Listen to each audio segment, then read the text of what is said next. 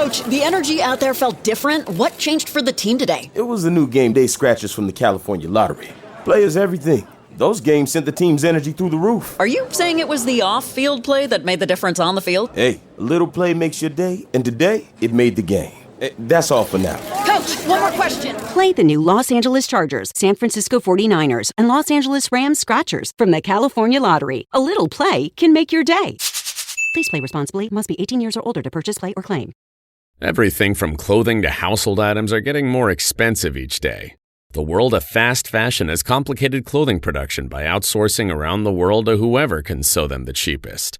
And now you, the consumer, are paying the price with rising costs. American Giant is about keeping things simple and close to home. They aren't affected by tariffs because their products never leave the U.S.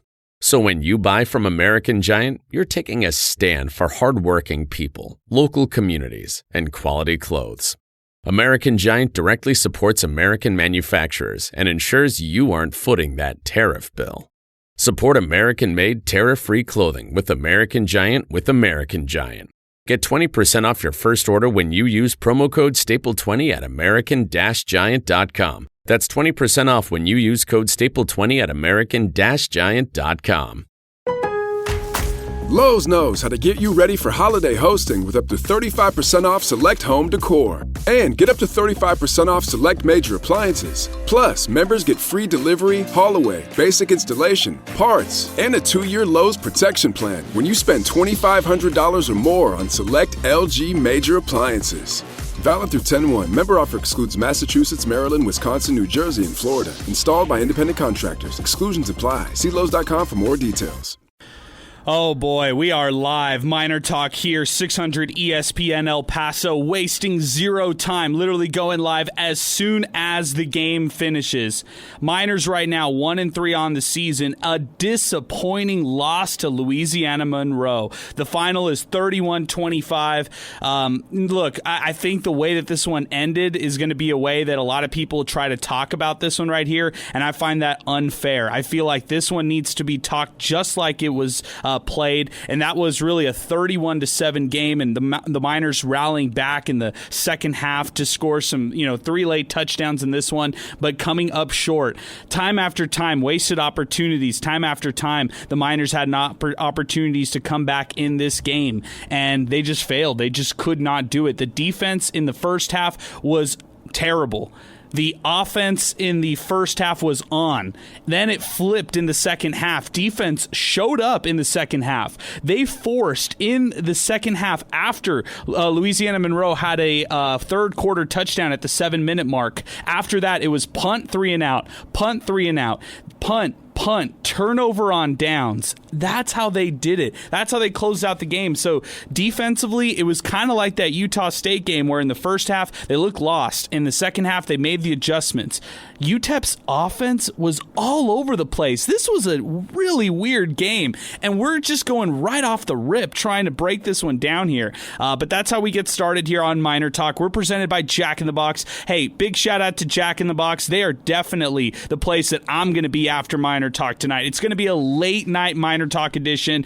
Jack in the Box, thinking way outside the box and open 24/7 because cravings don't have a curfew. Louisiana Monroe beats UTEP 31-25. Let's do it. Let's talk about it right now. 915-505-6009, 600 ESPN El Paso on Twitter and X, and 600ESPNElPaso.com. Zay Galindo, my co-host, joining us to start it off. Sal Montes, our other co-host of the program. He's not here yet, but he will be with us here in a bit as soon as the post-game show ends, whenever this will be.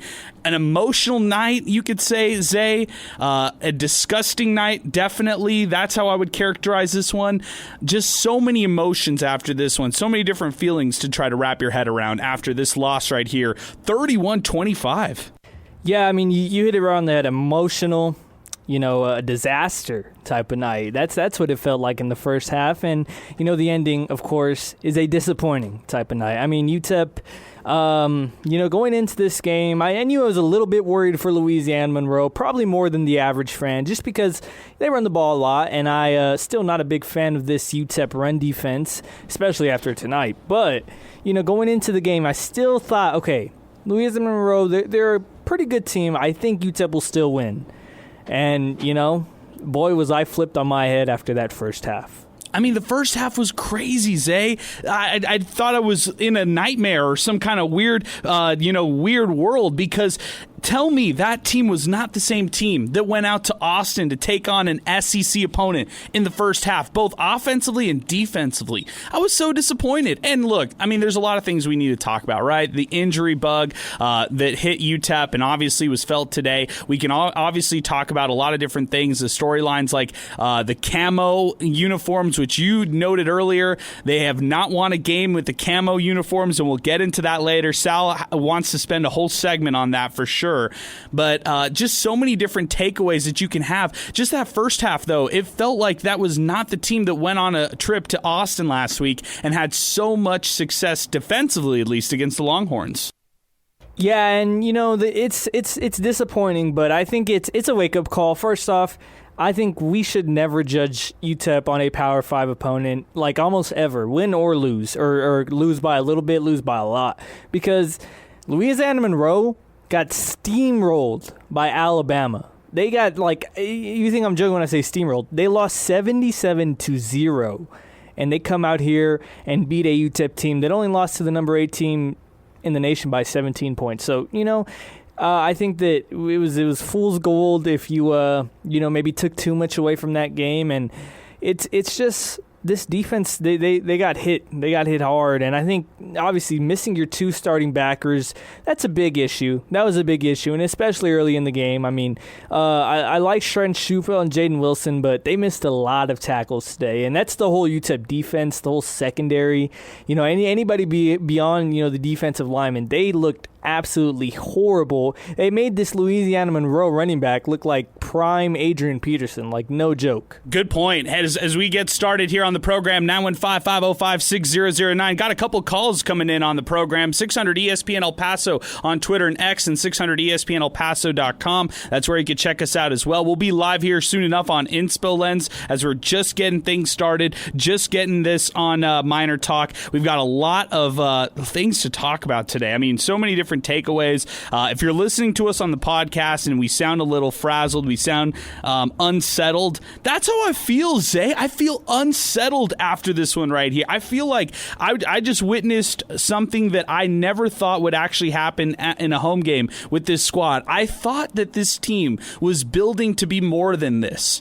I thought this team right here was ready to shake away these games where you think that they're going to win and they actually win. But sometimes that happens. That's a UTEP thing to happen where you have expectations come your way.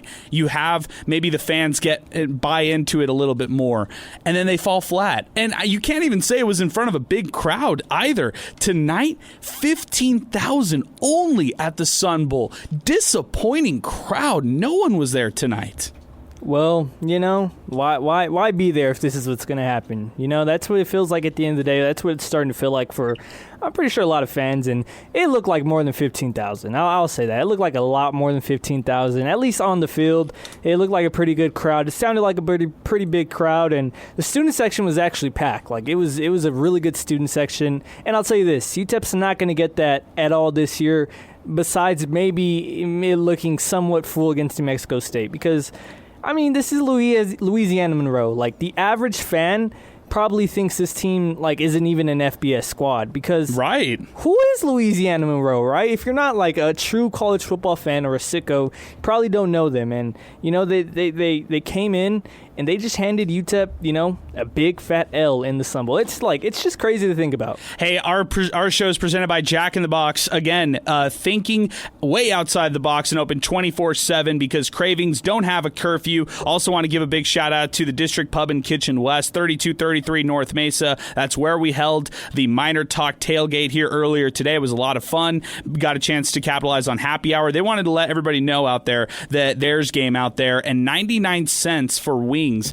out there at the District Pub and Kitchen West. So awesome stuff right there. Excited about the district and what they're doing this weekend for NFL. Also, big shout out to our friends at Boomy Dental, rooted in El Paso. Boomy Dental is inspired by you. They're your family dentistry with no long wait times, easy booking, and flexible rescheduling. New patients get 30% off treatment and cleaning, plus an exam and x-rays for just $99. That's Boomy Dental. They're located on the east side, 1612 Lee Trevino. Visit them online at boomydental.com or give them a call, 915-591-2525 today. Let them know that you heard them here on MinerTalk. That's Boomy Dental as we continue. MinerTalk is live, 915-505-6009. A lot of people who are chiming in on Twitter and X want to get the phone lines going. The post-game show is currently on right now. The official post-game show for UTEP football is live right now on 95.5 KLAQ. But Zay and yours truly are putting together the early. This is like the pre-show before we dive into the real show, Zay. And maybe once our emotions kind of settle in a little bit more, we'll think a little bit more rationally about this matchup here. Do you take... I know we're right off the rip, and I know it's so early in this MinerTalk show. What positives do you take away from the comeback that UTEP mounted, scoring 15 points in the fourth quarter, and putting them in a position to at least try to come back and maybe even win this game when it was all said and done? Yeah, they had two opportunities to come back and win this game. There was only a 6-point game. I guess the timeout and the 2-point conversion didn't really come back to bite them after all. But, there shouldn't be too many positives you take away from this type of loss, but fans are going to look on the brighter side. There's always a fan that will, and I think that fan is saying, okay, look, we're missing, your starting backers. You're missing Kenny Odom. You're missing Cam Thomas. You're missing your starting receiving core from the beginning of the year, right? You had Jaden Smith, and you're able to come back down 31-10 and 31-7. Check that. I mean, the fact that they fought back, I guess that's the positive, that they faced adversity, and even though they didn't get the win, which is a huge thing, and I'm not excusing it, I guess the positive that you take away is the fact that they were able to give themselves an opportunity. Yeah, and I would agree with that. Like, you were down in this game. You were out. I was saying bury the Miners after the end of the third quarter, right? The end of the third quarter was atrocious, and the Miners, they finished the third quarter down 31-10. At that point, I was like, just forget about it. It's over at that point. And then they kind of, they mounted the comeback a little bit, and it is respectable, right? But again, I wonder this. I wonder this, say, how much of that is UTEP easing up on the gas pedal a little bit and just realizing, hey, look, I'm talking about Louisiana Monroe, easing up on the gas pedal and saying, hey, we got this. We're just trying to protect the lead. How much of that was their conservative play calling and all of that? And how much of that really was UTEP mounting that true comeback and really rallying back? Like, how much would you have to divvy that up right there if you had to put a little pie on that? Yeah, I think the easy answer is it's a meet in the middle, right? I don't think that it's one side did too much or one side did too little. I think that once UTEP is down, the play calling, it actually gets so much better because they don't run the ball on second and long, or they don't start their drives by getting these 1-yard runs. I mean, those are absolutely horrible. Whenever they actually let Malachi sling it, it's not too bad of an offense. And I know he throws 2 interceptions to end the game, and it ultimately costs UTEP the game. But, I mean, if you watched the game, if you were there, I don't think Malachi was the issue today. I actually think he looked pretty decent towards the end of this one. And I think that the defense, I think they found their footing a little bit more. I think they wrapped up a little bit better. And but yeah, I think at the same time, Louisiana Monroe got a little bit too careless with their play calling and overall, effort towards the end of the game. That's another thing is the tackling on UTEP. What happened? What happened to the defense in the first half, Zay? That was not the same defense that I saw at Texas. I'll say it again. I'm going to keep saying that throughout today's show. It just was not the same defense that we saw at all out in Austin, Texas. I guess Josh Rudolph and Garrett Hawkins were two really, integral parts of this defense because they just looked out of sorts. And I think that that's the issue with this UTEP defense is if you punch them quick and you punch them fast, then all things they just go downhill from there. You saw it against Utah State. They came out, they got momentum early, and they kind of just sealed the game after that. Versus with Texas, UTEP was able to, get a couple of stops, get their feet under them before the Longhorns started to pile up the points. And I think that defense is a little bit too inconsistent. I think that was my worry in the beginning of the year when they played Utah State is, sure, they got these cool stops and they finally figured out how to stop Utah State, but they still gave up 28 points. I knew that getting TFLs and sacks every play, that's not going to happen against every team, and it didn't happen tonight.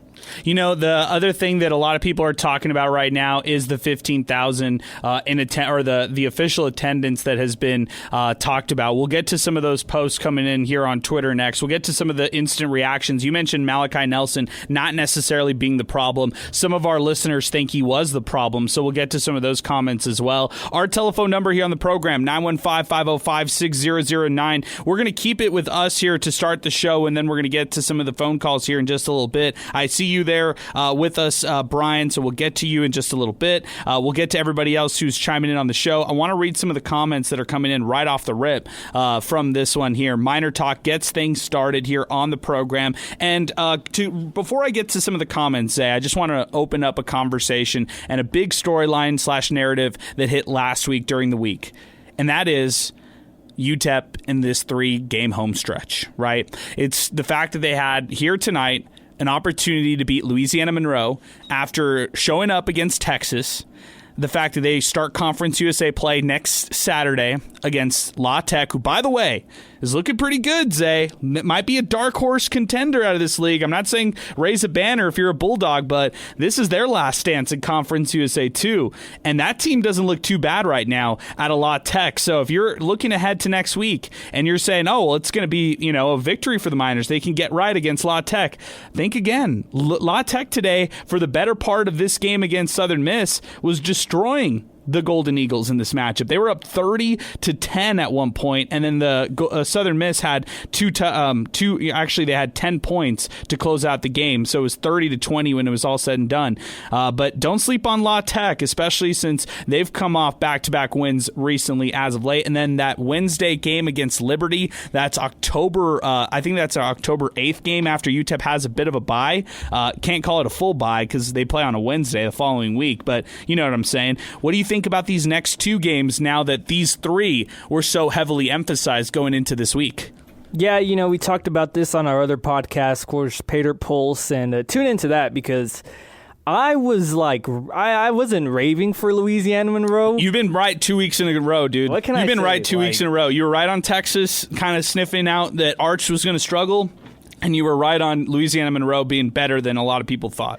What can I say? If I said it on the show, just always listen to me. Don't listen to any of these experts. No, listen to Zay. But jokes aside, it's the road to 6 wins gets insurmountable. It gets so much more difficult because you don't win this game. And I said that on that podcast that if UTEP, even if they lose this game, I still maybe see a road to bowl eligibility.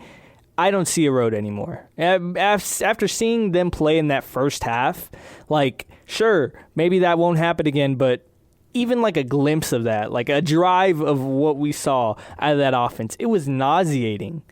It was nauseating. We haven't even gotten to the Shea Smith for a drive. Oh, man. We haven't even gotten there because, that's a whole other conversation. In total, I said this during the game, and maybe once my emotions calm down, I'll change my mind. But genuinely, there was a 3-drive stretch right there where that was the worst I've ever seen UTEP football. And I grew up through the 0-12 teams. I grew up through the 1-11 teams. I grew up. I covered the back-to-back 3-9 seasons. That was genuinely it felt like the whole Sun Bowl just had no hope. The boos were coming down. It was just a really nasty football type of game. We're just getting this show started. We just got live on Inspo Lens. Chris is in the house. We are here. We are live on Inspo Lens as well. So if you want to watch us live for our instant reactions from some of the listeners' comments, some of the app chats that we have, you could watch us on Inspo Lens via Twitter and X. You could also watch us on YouTube where we are live as well. Look up Inspo Lens, and that's where you could find us. We'll retweet that as well, and we'll post that on our side too. But yeah, man, lot to get into on this game still. Just getting things started here on the program. Let's run down some of the stats, and you stop me when you find something relevant you want to hit on, Zay. Let's start off with what Louisiana Monroe did. 399 total yards of offense, 250 on the ground against the Miners in this one. By the way, you look at their total plays, 57 total plays. What does that mean? That means they averaged 7 yards per play. They were having success against that UTEP defense today, and especially even in that passing game. They were getting good chunk plays in the passing game, 16.6 yards per completion for Louisiana Monroe, for the Warhawks in this one. By the way, don't forget this stat, Zay, a sneaky stat that not a lot of people talked about.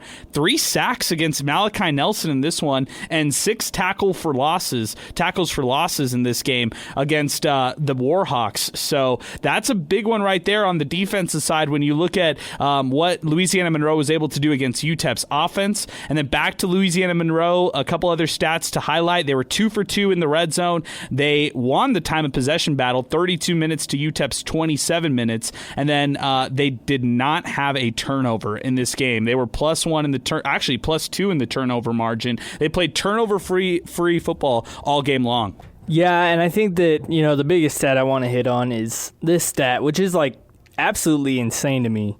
Louisiana Monroe had 252 rushing yards.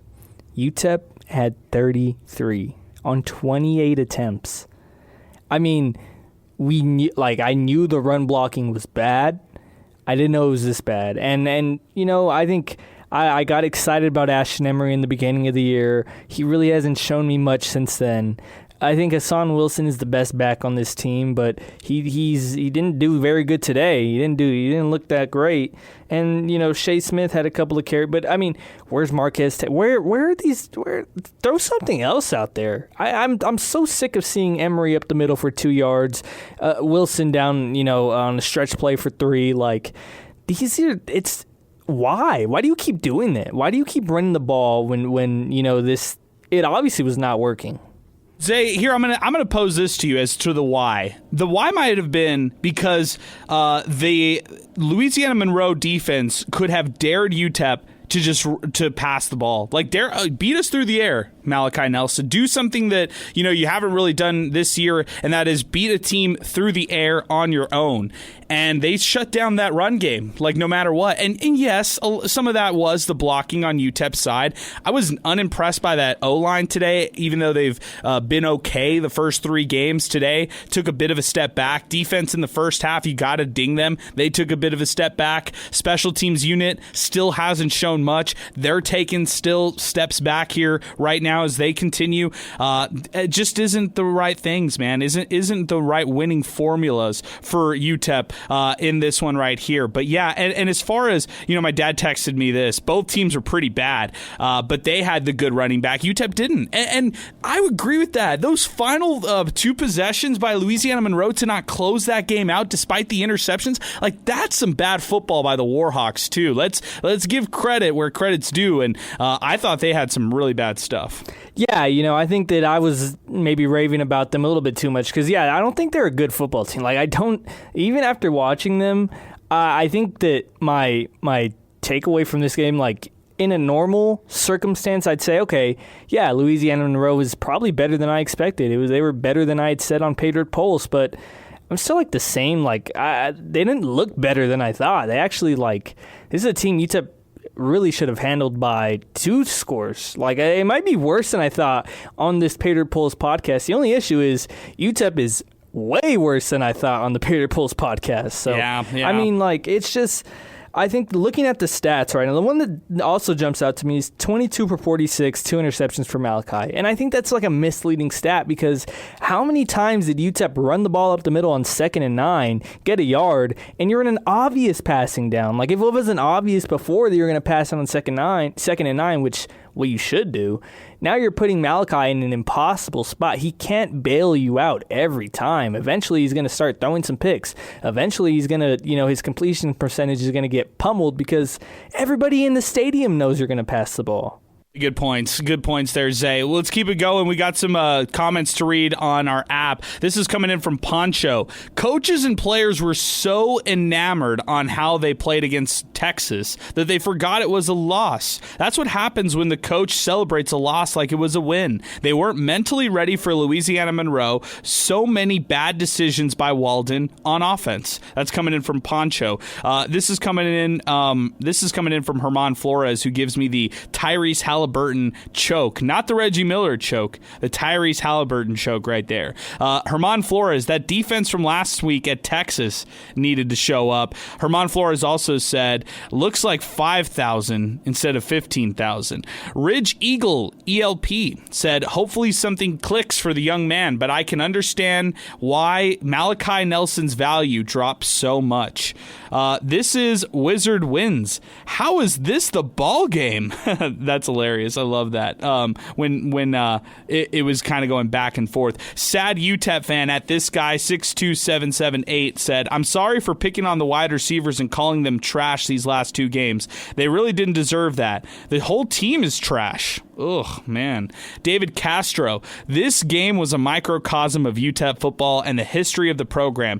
Can't put a full game together consistently, and when you think they start building momentum, they never come through for the fan base. At Adrian Broadus. This is from Stevon Wrestler. This game was atrocious crap. Utterly horrible to watch. You can't have 2 or 3 plays that are fun to watch and expect a following. I'm sure that you'll get a lot of comments about the game tonight, but I doubt UTEP gets more than 10,000 to the Sun Bowl after this debacle. Oh, man, that's where we're at right here. Our telephone number, 915-505-6009. Our telephone number to get into the program.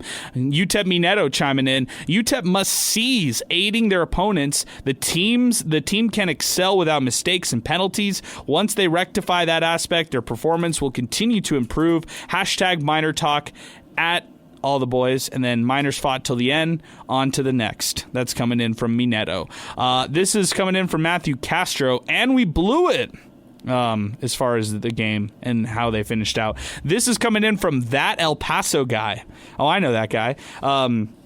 UTEP won't be drawing many fans if they can't beat teams like Louisiana Monroe. Horrible play calling, drop passes, questionable coaching decisions, and where do I even begin with Malachi Nelson? Bad field division, back-to-back potential game-winning drives, and both ended in an interception. Same old UTEP coming in from that El Paso guy. This is coming in from Sex Panther Minor. I have zero confidence now. The team is pure ass cheeks. Oh my gosh. The comments today are not going to be fun here on the program. George Hernandez, all I know is to honestly say that it was the band that contributed to the comeback. Shout out to sophomore Noah on the trumpet and his friends. Hey, shout out to Noah for sure, George. I appreciate you weighing in and giving the band some love. I thought they were excellent at halftime, so good stuff, man. Let's go to the phones right now. My pal Diego's going to join first. Then we got Brian, who's going to kick it off with us. 915-505-6009. 600 ESPN El Paso, Twitter next, 600ESPNElPaso.com. We're just getting things started. Louisiana Monroe beats UTEP 31-25. We are live on MinerTalk, presented by Jack in the Box, also live on Inspo Lens. So if you want to watch the show or check us out, YouTube, Twitter next, let's do it. That's Inspo Lens as we continue. Diego, my man, what's going on? What's going on, man? I'm so disappointed right now. I hear you, man. I hear you. I hear where you're coming from on this one. You give me your thoughts. You tell me everything that you weighed in, or how you want to weigh in on this one right here. Starting with the first half, they could not run the ball, and they were getting the ball ran straight down their throats. So the run game on offense, on defense, terrible. Malachi Nelson, I think it's been like 3 games already. I'm just honestly not impressed with what I'm seeing. Towards the end of the first half, at the end of the second quarter, they put Shea Smith in, and they were moving down the field a little bit. They were helped by a few penalties. I think it was like offsides or maybe like a pass interference, something like that, when they put Shea Smith in. And I feel like the offense was getting in the zone a little bit, and then they just abandoned everything that was getting the ball moving down the field, and they went on like that jumbo package, which What was that? Ever, Diego? What was that? You know what? They were getting the chains moving, and all of a sudden, I don't think I've seen that all season. Like, they just want to try something brand new. Like, right when everything they were doing was working. Everything was working. Shea Smith was getting warmed up. I honestly don't disagree with that decision to put him in, because I'm trying not to be too critical, but I don't see much from Malachi Nelson, bro. I don't think he's the answer right now. I think so. You're out. Who's the answer then? Who's the answer at quarterback? Because to me, I hear what you have to say about maybe the shortcomings for Malachi, but was it him today, or who else would have done better in your opinion? You know what? I don't know. Okay, look, Kenny Odom wasn't there, so I will give him that. I know they're coming in a little bit bruised up from that Texas game. So I agree with what someone else said, man. It feels like they felt like they had a victory coming back from Austin, and they lost the game. They didn't win anything. They had like a moral victory just because they beat the number whatever team in the nation. And to be honest, Texas is not even that good right now. They're still trying to get it together. We're still trying to get it together, and it feels like we came back with like a bunch of pride or something, and it's like we didn't even win anything.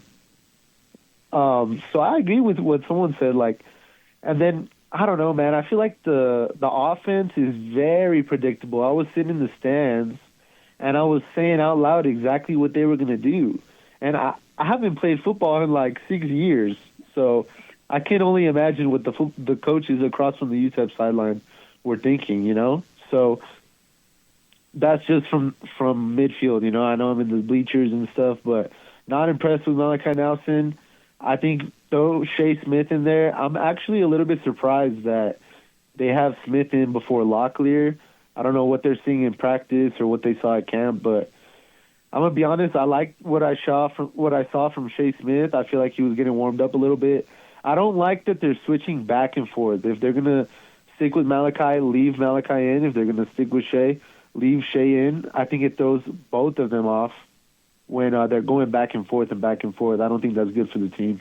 Okay, I got a lot of thoughts on Shea Smith, but for the sake of time, we'll just keep on moving. So I appreciate your phone call, Diego. Thank you for weighing in. Thanks for all the comments and your thoughts. 915-505-6009. That's our telephone number. Brian's next, then we got Ronnie. Brian, go ahead.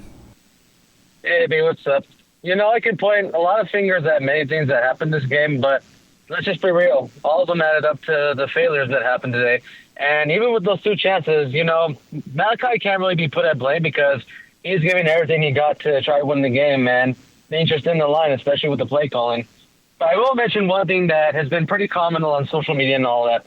The uniforms are cursed. 2023 versus UNLV, a loss. The Southern Utah lost last year, and now this. I'm not really sold on the uniforms, and I know Zay hates them with a passion, so maybe that's the reason why we lost now, just playing. But still, I'm not a huge fan of how it's going to be going forward. Maybe anticipating one win, but that's about it.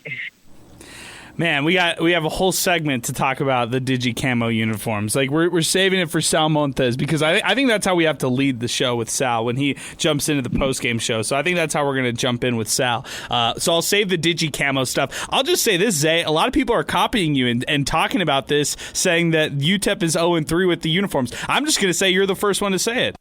I was. I mean, look, the only conclusion I can come to is maybe UTEP just hates the troops, man. That's messed up. No, because they can't. Don't say that. They can't win with these camo uniforms. It's messed up. I love how they honor the troops with these uniforms, just to be clear, and I love how this is a great symbol. They do so much, honestly. UTEP really does. So to say something positive about the Miners and how they look to Fort Bliss and everything, they do so much to honor the troops. They do so. They name different parts of their position groups, to honor Fort Bliss. But yeah, man, the Digi Camo uniforms, I'm totally out on them. So totally out, and has nothing to do with who we're honoring and all of that. Like, I think we could do just a better job all around for that kind of stuff. Telephone number 915-505-6009. We are live in Spo Lens. We're live on Twitter and X, and we're live on air 600 ESPN El Paso, and that means that Ronnie is with us. We got the Ronnie hotline who's on with us right now. Ronnie, it's so great to talk to you, my friend. What's going on? Yeah, it's good to talk to you guys too. can we just get to what the real root of the problem is here and stop trying to point all this blame and just get to the real root of the problem? Okay. What is it? What is it, Ronnie? Lay it out for us all. We all know it's Jim Center. It's Jim Center. He waited too long to get rid of our beloved coach who died, unfortunately. And then you get in a situation where you're tasked with trying to find somebody, but there's no prestige, there's no hype.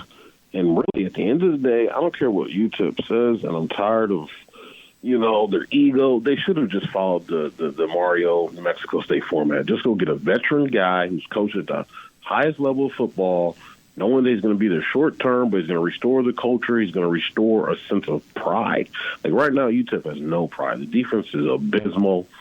It's just awful, man. It's just not good because administration-wise, we are lost. We don't know how to run an athletic program in this climate of college sports, and that's what you're seeing on the field day in and day out.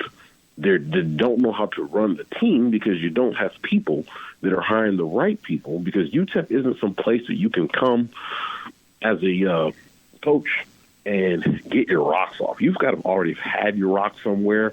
I hate to say it, but I say it 1,000 times. Right now, what UTEP needs is a guy who's getting blitzed by the media like an overrated Dabo Swinney, somebody who needs to restore their national prominence for a year or two and treat UTEP like a JUCO, and has been there and done it before, because we have to get somebody that knows how to take this program out of the toilet, which is where they've been for 50-plus years, and do something of relevance. And that's just a simple fact of the matter, man. Like, that's, to me, is the root of the problem. It's not the players. It's not this. It's not that. It's that administration-wise has put the program in such a wall that who the hell would want to come here? And then when you got to hire somebody, you wait too long to do it, and so you don't have the true candidate that you really need, right? And then you say, well, Gary Barnett and those guys are too old. Yeah, but they've been around the block, dude, and that's what you need right now. Like, I mean, unfortunately, Scotty Walter is going to be a POW, prisoner of war. He's going to get the hook here probably in a year or two. That's just the facts of the matter. He's going to get the hook. I don't think he's a bad coach, but he walked into a situation where culture-wise, resource-wise, UTEP don't even know what they're doing. So what are they grading him on and judging him on his wins and losses? But there's so many things that has to happen off the field, behind closed doors, before you can even dream about getting a win on the field. And we got to stop. I'm tired of the fans saying, oh, how did we lose to Monroe? Like, UTEP, stop acting like we're better than anybody, because we've been awful for the last 5 years. We've been one of the worst FBS teams in the country. We don't cover spreads, which means you don't compete. If you can't cover, you're not competitive. It's a true fact. So stop thinking that we should be saying, oh, this has got to be a win. We're better than them. No, we're not better than anybody right now. We have our shit together. We got to look in the mirror and stop telling these kids that and stop acting like we're holier than thou, because we're not. We're not. We don't know what we're doing from an administration standpoint, let alone a tactical standpoint when we get on the field. This is so doom and gloom. It's so sad. But, I mean, it's such a reality check that a lot of people need, Ronnie. Look, Ronnie, you and I, you've done this a while and calling our show for a long time, so you understand it. You've seen the highs and the lows. You've been around since UTEP was with us for the PUBG New Mexico Bowl, so that was a bit of a high and a bit of excitement for UTEP football at the time, and I think that's what you're trying to get to. Can you get to 6 wins? Can you catch lightning in a bottle for one season and somehow find success when this has been a historically bad program? You said 5 years. How about the last 50 years? How about since 1967, when the last time they've actually won a bowl game? So if you're going to look inward and you're going to reflect back on the history, it's a bad football program. So you're right. There should not be UTEP thinking, oh, well, they should go out and beat these teams. Just go out and win maybe 4 or 5 games at this point for UTEP. It's just such a gut-wrenching reality check, because everybody was so high last week, Ronnie. Everybody was so high 2 weeks ago when they beat Tennessee Martin, and they had a big outing offensively in that one, but they just fell flat here today with a bit of pressure coming into this home game. Yeah, well, we got to pump the brakes on being high. We got to look at, are we getting better week by week in any phase of football? Special teams, defense, or offense, which phase is consistently improving? And And that's where we need to start before we even start talking about wins and losses. We got to say, do we have a phase that is improving week over week? And to me, I know that everybody's spending all this NIL money on quarterbacks, but I think for UTEP, it's pertinent that you go and get a Power 5 bounce back elite DN that can get to the quarterback, and then a corner that can cover. Because CUSA, Mountain West, all the teams are going to play the same. They're going to push the ball down the field, and the only way you can limit that is by having a guy that can cover at the highest level and a guy can get to the quarterback. And that's where the money needs to be spent right now. So if you Miner fans want to help your UTEP team out, get your wallets out, get your pocketbooks out, because they got to go and get two big-time players on defense of the ball, one that can get to the quarterback and then one that can cover down the field when there's no pass rush generated, because that's the only way this program will start to find some footing to be sustainable. We never take your calls for granted, Ronnie. Thank you for calling our show. I'm just wondering when the final day you're just going to say, I'm done. I'm just done being a UTEP fan. I'll never turn my back on the Miners. I would never do that because, like I said, it's not the kids' fault. It's administration's fault. But I'll say this. I shouldn't say never. If I see you and Steve announce on the show that Jim Center's got a lifetime contract, yeah, I'm done with the Miners. If I ever see that day, I'm done with the Miners. For sure. I'm done with the Miners. That would be the day that I turn my back. All right, man. I got you. I got you down for it. I appreciate it as always, Ronnie. Thank you for calling in. That's Ronnie joining us here on MinerTalk as we continue from one friend to another. Let's go to Kevin. This is Sidelines UTEP, who's joining us next on the hotline, 915-505-6009. We got a bunch of calls to get to. We've got more calls that are coming in. So our telephone number, 915-505-6009. If you've been trying to get in on the show, stay with us. Hang on with us, Rob. Hang on with us, Carlos. We'll get to you in just a second. We're going to get to Kevin right now here from UTEP Sidelines. And then if you want to weigh in, now is the time to do it. We just freed up a phone line, 915-505-6009. MinerTalk, by the way, is presented by Jack in the Box, also brought to you in part by Boomy Dental, the District Pub and Kitchen West, New Start Homes, and Thomas Adams Apparel. I'm rocking right now the Blue Blaze hat. Out of all the units out there today, it wasn't the Orange Swarm, the defense. It wasn't the Wefense for sure, the special teams. It was the offense, the Blue Blaze, that kept them in this one. And you know, in the first half, had a bit of success. Second half, they were quiet in that third quarter, but rallied, bounced back. But I'm rocking the Blue Blaze hat. They were down Cam Thomas. They were without Kenny Odom in this matchup and still found ways to get, you know, some offense in this one generated. So I'm rocking this one from Thomas Adams Apparel. If you want to buy one of these, check out their website, thomasadamsapparel.com. We're also dropping the new MinerTalk hats coming up soon, so stay tuned with us for those. Those are going to be dropping here in the next couple weeks. Sidelines, Kevin, what's going on, my man? It's great to hear from you.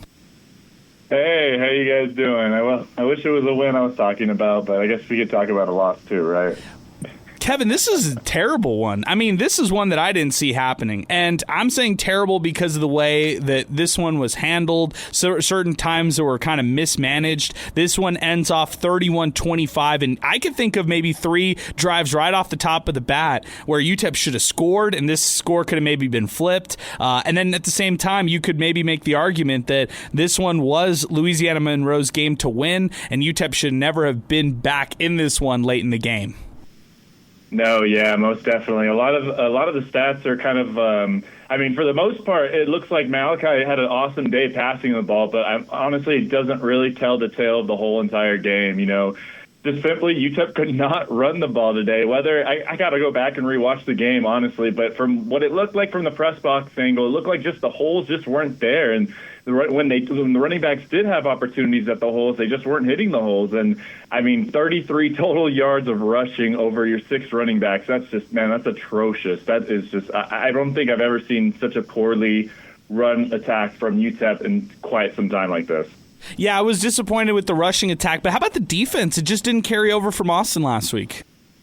Yeah, it almost there was a lot of jokes in the group chat today about how, you know, the defense was still in Austin. They were still partying from that victory. And, you know, kind of what Ronnie was talking about, there's no moral victories here. You can't, I mean, or I think Zay actually mentioned this, but you can't celebrate the fact that you held them to, or an SEC school to a certain amount of points when you ended up losing the game. You know, you can't really ride on that into this game. And it just kind of showed today. It looked like they were asleep half the time. They couldn't stop the running attack on the ULM side. And, they kind of made costly mistakes at times. It's just a lot of things that just didn't go well for this defense, man. I'm a little disappointed in that.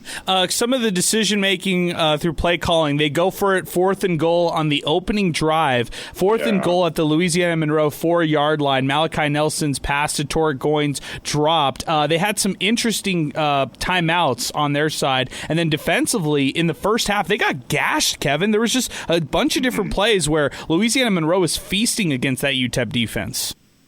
No, yeah, most definitely. It reminded me of that one game where Chris Johnson was playing for East Carolina at the time, and he just shredded us. And, man, that McReynolds guy from ULM, I don't know if he's really that elite of a back, but he looked like Chris Johnson against our defense, man. And, UTEP was leading the nation in a lot of stats, on the defensive side of the ball. And this game was just kind of shocking to see him kind of, regress. And, I mean, you can't put all the blame on them, too. The offense at times just wasn't clicking, too. And, when the defense had to stay on the field a lot of the times, the offense just couldn't score. So just on every single side of the ball, it just didn't look good today, Jim. Yeah, I'm with you on that. Where does UTEP go from here? Well, they got to play a tough La Tech team next. La Tech just beat a really good Southern Miss team. Oh man, you would hope. I'll put on the optimistic hat. A lot of Conference USA teams at times have a hard time playing at the Sun Bowl. I know for the most part, La Tech does pretty well here, but maybe they can keep it close. But I don't know, man. This La Tech team looks pretty damn good, and maybe that Wednesday night game against Liberty doesn't look good at all this year. I don't know what's going on with them. It looks like they have an issue at quarterback, but I think we have I can't believe I'm going to say this, I think we have a better shot at beating Liberty than La Tech. Wow, interesting stuff there, Kevin. I appreciate it as always, man. I appreciate your content. Check them out, UTEP SSN, that's Sidelines UTEP, who's joining us here on the program. Kevin, as always, man, good to talk to you.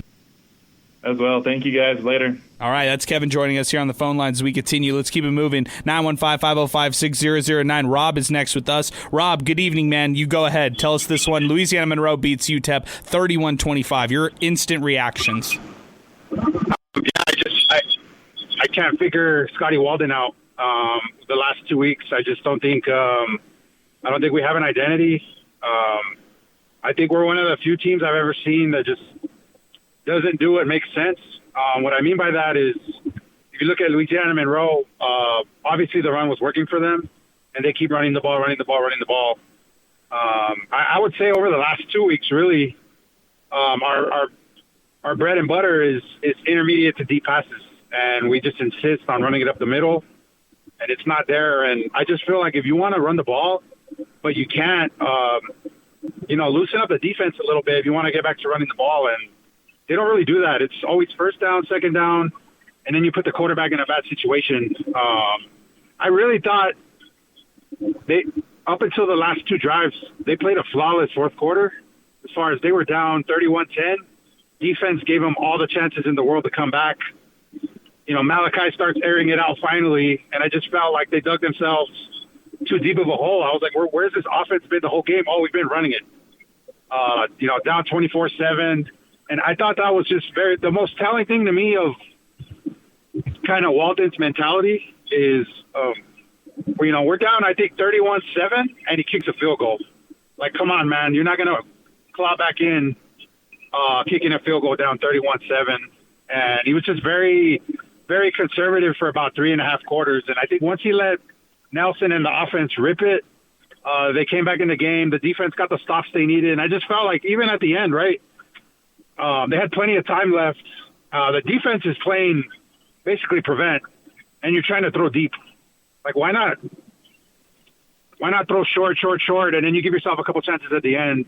I just can't figure the coaching staff out. I don't know what they're trying to do every week, how they plan on attacking offenses, but it's very vanilla. And I know the last thing I'm going to say is I've never been a fan of any coach calling plays. I feel like it takes a very special person to call plays and head coach. I feel like the head coach has to kind of take a step back and analyze the game and advise coordinators and be better situationally. I don't feel like if you're a play caller, I don't feel like you're really doing that. And that kind of irks me about this team. So, but yeah, no identity. And that's kind of my key takeaway. and they dug themselves too deep of a hole, too little, too late, and of what you had to say, I definitely, I would definitely echo a lot of those. That field goal that you referenced earlier, the UTEP's down 31-7, and you're that close, and you've mounted that kind of drive, and you don't go for it. Instead, you kick a field goal. You could have kicked a field goal on that opening drive, right? I mean, that was a chip in, but they went for it on 4th and goal, didn't get it. This time around, kind of got in their head and had to kick the field goal. They felt like they were backed against the wall and kicked the field goal, but definitely going to question that decision making right there, Rob. And I want to know, like, honestly, what's going in their head, because there has to be some give and take. Like, if Scotty Walden wants to be the play caller, in my eyes, okay, that's fine. But he might need somebody on staff to help him out with in-game management and like in-game timeouts and those kind of things. That just it feels like it's been difficult for Walden, not just this year, but this is dating back to last year too. Oh yeah, absolutely. What you just said right now, if you need to hire an in-game advisor, the last guy I can remember that had to do that was Nathaniel Hackett, and you know how that ended with him. So, but then if you relinquish play calling, I don't think he has enough. Like, you have to buy your pride down, and that's something Dimo wasn't willing to do till the very end. So I can't see him relinquish play calling. I really wish he would get a coordinator and let him call the plays and build his own game plan, but I just don't see it happening, man. No, me neither. Appreciate it, Rob. Thank you for weighing in as always. Zay, I'm going to bring you back on this one. Give me your thoughts. We had a good string of calls right there. Ronnie, Kevin, Rob. Give me some of your takeaways, some of your thoughts from just some of the listener reactions. Yeah, my only takeaway is that this is not Malachi Nelson's fault. I think that it's so easy to blame a quarterback. They're the most blamable player on the field because, they're the most important position on a football field. But, I mean, the play calling was horrible. It was atrocious play calling in the first half. And once you let him sling it, you see why, he is the starting quarterback. And no, I don't think you should bench Malachi Nelson at any point in this game. Any point. And, okay, maybe if he was injured, we'll hear in the presser why Shea Smith was out there. I think that was the worst drive for UTEP. I know they moved the ball a couple of times thanks to some penalties, but what are we doing? Why are we they're at midfield, 4th and 3. You run the most predictable play call ever. It's like, no, man. Everybody knows Shea is not going to be able to throw the ball. They're not going to let him throw the ball. You're gonna run the ball every single time he's out. Like, he's good in packages. But if you're not going to let the guy sling it, it's the most predictable play. You're going to let him run it. I don't know. No, you're making sense.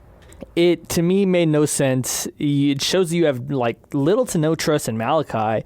You only let him loose when you absolutely have to. Other than that, you're content with running the ball on 2nd and long. You're content with taking these little dink and dives. No, let him throw intermediate passes. Let him make mistakes. You have to let this guy struggle, and you got to let him find his feet because, this is your quarterback. This is who you chose. You had a seasoned veteran in Skylar Locklear, who started 9 games last year.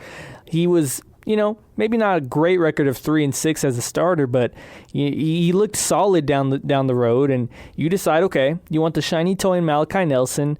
Well, you got to suffer through college football in 2 years, and he's still getting his feet under him. It's a new playbook. Sometimes it just looks like him and Scotty, at least in the play calling, it doesn't gel. Their play styles don't really gel together. It's not what Scotty needs out of a quarterback, and it's not what Malachi needs out of a play caller. And it turns into whatever the heck we saw offensively in the first half. It's a great assessment. I mean, it's a great way to kind of break that Malachi Nelson versus the Shea Smith thing right there. Oh, look, the only thing I'm going to say is this, because I want to spend a lot of time talking about that 2-minute drill and the Shea Smith situation. I really do, but we got to burn through more calls. The only thing I'm going to say before we get to Carlos, who's been very patiently waiting here with us. And by the way, we freed up a couple phone lines, 915-505-6009. So if you've been trying to weigh in on the show and you haven't been able to get in, now's the time to do it. 915-505-6009. The only thing I'll say about both Shea Smith and Malachi Nelson, if you were the best friend of Malachi Nelson, and if you were the best friend of Shea Smith, you're going to go home today and you're going to think you were put in a bad situation. It's not your fault. You did not play poorly. Either of these guys. Like, if you were their friends, you would sit down with them and say, look, you played a fine game as far as what you were asked to do. This is not on you. So that's all I'm going to say there, and I'm going to revisit the Shea Smith situation here later on in the program. 915-505-6009. Carlos is next with us. Carlos, thank you for patiently waiting with us, man. I know it's been a while, but thanks for waiting with us. You go right ahead. Give us your thoughts. UTEP, Louisiana Monroe, and it's the Warhawks who come out victorious 31-25 here on Miner Talk. Yeah, man. I mean, this one sucked for me a little bit more because this was the first complete game that I've been able to watch of UTEP since I started law school. So that was a little rough. Hey, flex on him. Hey, we need a lawyer here on Miner Talk here, Carlos. Hey, we need it, bro. Let's do it, man. Let's do it. We out here, bro. We out here. But, I'm going to second a lot of what I think Zay was saying when it comes to Malachi. I just thought he played a very solid game, besides those 2 picks, which, I mean, given the time, how much time was left in the game, I don't really care, per se. But I wanted to get in onto a few things that people were saying about the running up the middles. That is a byproduct of the no-huddle offense because you really can't get your linemen outside because you don't want to gas them in case you want to pass the ball later in the drive. And, I remember saying last year, this play calling reminds me a lot of those Oregon teams with Chip Kelly where, you're trying to run it up the middle and, dink, dot, so on and so forth. But the problem is that Scotty Walden is not calling enough intermediate routes to back the defense up. So, that's not going to work if you continuously run draw plays. And I was surprised by the defense, especially after that 70-yard run after the 4th and goal where you have a single high safety. You get gashed for 72 yards, and they still run a single high safety. I was very confused when it's obviously Louisiana Monroe is going to continuously run the ball down your throat. So, yeah, those are my initial thoughts, my guy. That's a good analysis. What'd you see from the defense, Carlos, that was so disappointing to you? Because that was one of those things for me in the first half that it just didn't seem like the same team that went out there against Texas and held the Longhorns to 27 points. Yeah, the defense, just looking at them, obviously they didn't wrap up. There was so many runs where Louisiana Monroe's running back would just shake off a couple of tackles and get 9 more yards, which is incredibly frustrating, but they didn't seem aggressive. And I also found it a little bit annoying when they were playing so far back on these situations and allowing the ball carrier to get full speed and get through them. So the defense I just thought played with hardly any aggression. All right, Carlos. Any final thoughts here before we let you back to the books? Because that sounds like that's what you're going to be off to for the rest of this one. Nah, man, I'm all good. Hey, I did all my work because I wanted to watch this game. So, but thanks, guys. Have a good night. Appreciate it, Carlos. Carlos from law school joining us here on the hotline as we continue. Appreciate you, Carlos. Thanks for weighing in. From Carlos to our very own Alberto Reta. We are so excited to hear from him. And before we say hi to our pal Alberto Reta, all the way from Denver, Colorado, and this is his first reappearance back on any of our programs since he left, which I'm so excited about. I want to welcome on our third member of Miner Talk here with us, Sal Montes, co-host of Miner Talk, who just finished up the post-game show. Sal, we have been live for what? How long? Almost an hour. So you called it almost on the dot right there. You called it almost on the dot as far as the time goes. But we made it happen, Sal, and we are live here, Miner Talk. It was an hour on the dot. How about that, Sal, from when you walked in? Hour on the dot. Man, there we go. I mean, I guess we know a thing or two about proposed times and stuff. And also when it's late game dramatics and yes, both teams traditionally not being very disciplined when it comes to penalties and stuff. So we saw a lot of that today. And man, the game just extended and there was a chance near the end, but we'll talk more about that. What did Walden say? He wasn't happy at all. He was really disappointed. He felt like this team that performed is not the same team that went up against Texas. And to be fair, I mean, that was a very expensive trip. Yeah, they got the check for the millions, but, I mean, guys did not come back 100%. And we saw it today for the guys who played and, of course, missing the guys who were out as well, such as Kenny Odom. So, man, it was a very expensive trip there. But when they were down, he was like, are we going to cower or are we going to go ahead and, try and fight this thing out, which they did. But not happy. He's not trying to hear that moral victory stuff. Okay. The Sal Mota is joining us here as we continue and get things started. Continuing here on Miner Talk, 915-505-6009. Our pal Alberto Reta is back with us. He's joining us live from Denver, Colorado. My man, was it you out there calling those plays? Because I thought it was the Denver, Colorado flag football squad that you were coaching here at some point. Adrian, it certainly felt like it. I'll tell you this: it was really surprising to see the UTEP Miners continuously go for it on fourth down. It hasn't paid dividends for me. It didn't pay dividends for the Miners today, and it was just an extremely disappointing game from start to finish. I'll say this: I knew what this game was going to be after the first UTEP Miners touchdown. Miners score a touchdown. And Louisiana Monroe responds with 2 touchdowns and a field goal of their own. How do the Miners respond? Miners closed out the half after their touchdown with 48 yards over four drives. Good stat. Good stat. That's what they did. And so I knew then that the Miners were in trouble. And so, a lot of guys have talked about the damaged property that came back from Austin and how that affected this game, and I will concede that point is true. But I also think that the Miners kind of laid down in this one. It wasn't really a competitive game, especially towards the middle. And then you want to play catch up at the end. You're lucky Louisiana Monroe didn't put up another 25 on you over in that third and fourth quarter like they did in the first half. So it was an extremely disappointing game for me. 13 drives and you have 4 scores. I mean, that's just not going to do it. That's just not going to cut it, Alberto. Mm-hmm. And then on the other side, what I want to close off with, and it gets away from football. Yeah, football was disappointing today. You guys had the attendance at, I believe, 15,000.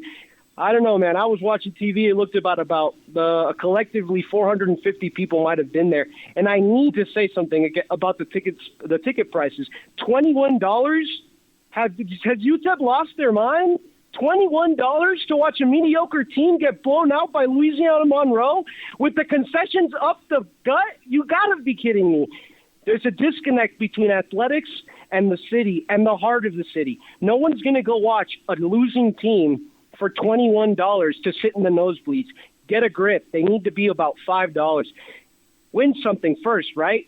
I just simply can't believe it. I appreciate the call. Guys, Adrian, Chris, Zay, and Sal, I miss you guys. I love you guys. Thanks for the call. Wow. Thank you for the call. Love you, man. Man. The GOAT. Wow. Alberto off the top rope. Guys, let's talk about the attendance. He opened up the can of worms, so let's do it. Zay, you said you felt like there were more than 15,000. You liked the student section. Sal, I know you got a chance to watch this one on ESPN Plus, and you got to see the broadcast there. You guys give me your thoughts on the attendance from tonight. So the way it looked on TV was the way that many were describing it. Did not look lively, and I get it. It's why I don't know the exact numbers, but it's like less than a third of the stadium or somewhere around there. Did not look impressive like it did against Tennessee Martin a couple of weeks ago. And I get it, right? The hype train, but man, did not look too good. And I was even joking with some people. They were like, "Hey, is this the UCLA game?" But man, we'll see what happens going forward, but this doesn't help. I'm just going to say this on the $21 point and say, that's a lot of money. You're taking a family of 4, that's tough. I get it. Season ticket packages are much easier. That's a lot more affordable. If you plan in advance and you're going to all the games, you're saving a lot more on that. And I know UTEP has done things where they do tickets, discounts, incentives, all that stuff. I'm sure they're saving that for when they need it, which is going to be the weekend or weeknight games that are coming up, like the Liberty game that's coming up. And then you talk about those afternoon kickoffs in November. Those are tough draws as well. But you don't get more than 15,000, or I should say more than 20,000. Yeah, let's say 20,000. Let's raise the bar a little higher. More than 20,000 after you went out to Texas and had some hype out there. You don't have more than 20,000 people out there in the Sun Bowl when you are at a home game in the Sun Bowl, a 7 p.m. kickoff. That's another thing. So you could take advantage of tailgating all night long, all day long into that 7 p.m. kickoff, and you don't have more than 20,000. I was shocked when Steve Kaplowitz was throwing the seat map earlier today, and we saw how many empty seats there were. And that makes me reflect back to that first game. Shout out to GECU because they bought all those tickets for all those fans to be out there. And if it weren't for those fans out there and the cheerleading families and all of those people who were out there from the previous game, maybe we're talking differently about these first two games attendance wise. Look, the attendance thing, I could have a whole 10 minutes talking about this. UTEP has not done anything relevant the last 3 years, okay? They have not done anything to win the fans over. If anything, they've lost many fans the past 3 years, just starting off with the Southern Utah game, before that the North Texas game, and now, hey, nice, you beat an FCS school at home against UT Martin against a nice crowd. Cool. People aren't going to care.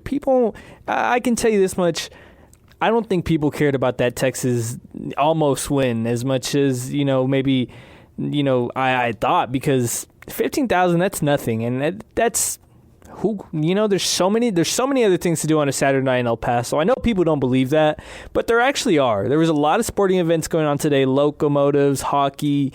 They were talking about it in the press, but there's a lot of sporting events. There's a lot of things to do on a Saturday night in El Paso. And, who wants to spend it in a hot Sun Bowl with a mediocre team? And I mean, it's really sad at the end of the day that it's $21 a ticket for a cheap ticket. You got to sit all the way at the nosebleeds if you do it correctly. And with a family, like you said, let's say a family of four, your significant other and your two kids, you're already pushing towards $100. You're at about $84. Then you're not even adding in concessions. You're going to get concessions. Those are expensive. I got some tacos today, guys. I got 4 little tacos for like $17. And, I mean, that's only for me. If I have to feed a family of 4, that's at least another $25 in concessions. Yeah. You're already pushing $100 for what? I mean, I saw a great pregame speech from Hugh Freeze at Auburn, and he was just saying, you got to owe it to these guys. You got to owe it to the fans to go out there and do something, because I know UTEP is not Auburn, and it's far from it, but it sure is expensive to go to the Sun Bowl and watch a football game. And, for what? To see UTEP lose to a super mediocre Sun Belt team? That's not cool, man. And it's mediocre at best, too. I mean, watching the game, I think before everything kind of went down, before that first penalty to even open up the game, goodness gracious, it's like that was the omen that signaled everything, right? And the worst part is that wasn't even the dumbest part of the game. Let's be honest. So, no, man, just people are fed up. They want the product to reciprocate the support that's going out there. That makes sense, right? Like, hey, we'll get to you guys if you could give us back some wins. And we hate to say it, but that's where college football is now, right? True. We could say it like this as fans or whatever, but the money that you put into a place, no matter where you go, is going to go towards something within that program, right? And I was kind of just doing some numbers. I mean, I don't know the inside of the boxes and stuff, but it's what, 46,000 there? Yes, let's say 46,000. Let's round it up. Let's just go 25,000 because I don't know if they would do the whole stadium, but 25,000 at what do you think is a fair ticket? Let's say $9.15. Let's do a promotion that they've done before. $9.15. Okay. That is, let me double check here. I had it and then I put the wrong number. 9.15. There we go. 228,000, right? Okay, that's fine. That's just ticket sales. But then let's say you make the concessions a little bit better. 9.15 concessions, and you get like 2 hot dogs, some drinks, and maybe some nachos, Sun City nachos. I don't know, Star jalapenos. Make it special right there. I mean, hey, maybe you could do something like that, and who knows where you could go. What you're saying is you're going to still make some money. If you do a discounted ticket and you get 25,000 people in attendance, you're still going to make some money versus having 15,000 spending whatever they're spending right now and not necessarily, maybe you're taking advantage of the concession, but maybe you're not because that's the fan base that shows up, just 15,000. So good stuff there, Sal. Let's keep it moving. Let's burn through some calls. We got full phone lines. Joey, Edgar, and Eddie all about to join us right now as we continue. Miner Talk is live. We're presented by Jack in the Box, thinking way outside the box and open 24/7 because cravings don't have a curfew. Big shout out to Jack in the Box. Also, big shout out to Boomy Dental, rooted in El Paso. Boomy Dental is inspired by you. They're your family dentistry with no long wait times, easy booking, and then if you have to reschedule, they're flexible about it as well. New patients can capitalize on 30% off their treatment and cleaning. Plus, you can ask about the exams and x-rays for just $99. Mention El Paso Roots when you call them at 915-591-2525. Visit them online, Boomy Dental, that's BUMI dental.com, or stop by at 1612 Lee Trevino. Also, big shout out to Thomas Adams Apparel. If you're watching us live on Inspo Lens through YouTube, through Twitter and X, I'm rocking the Blue Blaze hat. You could stand out with your hats and your apparel thanks to Thomas Adams Apparel. You can create custom hats, polos, hoodies, quarter zips, and more. So if you have a business, you have a team, you have some clients, you have people out there that you want to, make sure that you hook them up with some awesome merch, well, check out thomasadamsapparel.com. They're locally owned. They put together some excellent, high-quality materials out there, and we're actually going to be doing a cool new promo with them coming up soon, so stay tuned with us for that. Shout out to New Start Homes. Shout out to 915 Tours, also bringing us Miner Talk as we continue. Again, back to the phone lines we go. Joey is next up with us. Joey, good evening. You're on with us for some late-night Miner Talk. What's happening? Appreciate it. Honestly, I know there's a lot going on with this team, with Scotty, with the prices, with everything, but all I can focus on is Malachi. Malachi is just not it. Like, he has all the talent in the world, all the physical talent. He's soft. He doesn't want to get hit in the fourth quarter. They're just dropping to the ground without even being touched. I feel like one of the biggest problems with this team, everybody's mentioned running right up the middle. I feel like he's supposed to pull. Those plays are designed for him to pull the ball. He should either be pulling the ball, throwing it on the RPO, and he's just afraid to get hit. Like, he is the most talented quarterback that UTEP has had in a long time, but he's soft. He's got that loser energy. He doesn't seem like a winner to me when I watch him. And honestly, I'd rather have maybe not Shea, but I'd rather have Skylar back there, just because at least he tried to win. It just feel like Malachi's kind of in it for himself. What makes you think that is it that he won't take the hit? Because he was sacked 3 times today, and some of them looked tough. But did you just kind of look back at the Texas game, kind of see that as well, and say, all right, if you're not willing to take a hit, then clearly you don't want it as badly as the other guys. Is that where you're at here? Well, I'm thinking of that, but I don't know how much he's getting in his NIL, but he has to be the highest paid player on this team. And it's like, if you're not willing to take a hit for whatever it is, and what are we paying you for? Like, you're in pads, you're on the field playing football. Like, obviously I'm not there doing it, but you're the highest paid player on this team. We brought you in, like, act like it. And maybe I'm coming from way out of left field, but I get a funny feeling watching him, Okay. I understand that, Joey. Any final thoughts before we let you go? Okay, way too easy, man. Appreciate it, Joey. Thank you for weighing in on the program. 915-505-6009. Let's keep it moving. Edgar's going to join us next. We got a lot of comments to read on Twitter and X. Hey, if you've been trying to weigh in on Miner Talk, but you can't get in because the phone lines are busy, now's the time to do it. 915-505-6009. Edgar, good evening, man. What's going on? Hello, gentlemen. 2 things you guys had they talked about a little bit before. Well, one of them, let's talk about the prices. You also got to consider the parking prices. $30 last home game to go in just to park. That was $3 plus the $21 ticket prices, right? And then we're walking by this week with my wife and I. You know what? We're gonna go in early so that we have to park on the side of the road or something. And then we walk in and they already dropped to 20. So they knew what they were. They messed up. That was last time. And then the second thing is that I'm a coach, man. I coach high school ball for 20 years. Not football, but different sports. Okay, and then one thing for sure, I think the coaching, they got out-coached today by a mile. They got out-coached, left and right. And I think that Monday. Why? Because if you go to Texas, you played the way you played. You gave us some kind of level, some kind of hope for the city. By Monday morning, I'm a coach and say, you know what? I don't care what happened that weekend. It's Monday. You better show up and let's keep moving. That happened. That's already in the past. And the same thing. I did that for 20 years. My players will win a big game, and I didn't care. Came Monday, what next? Whatever's next.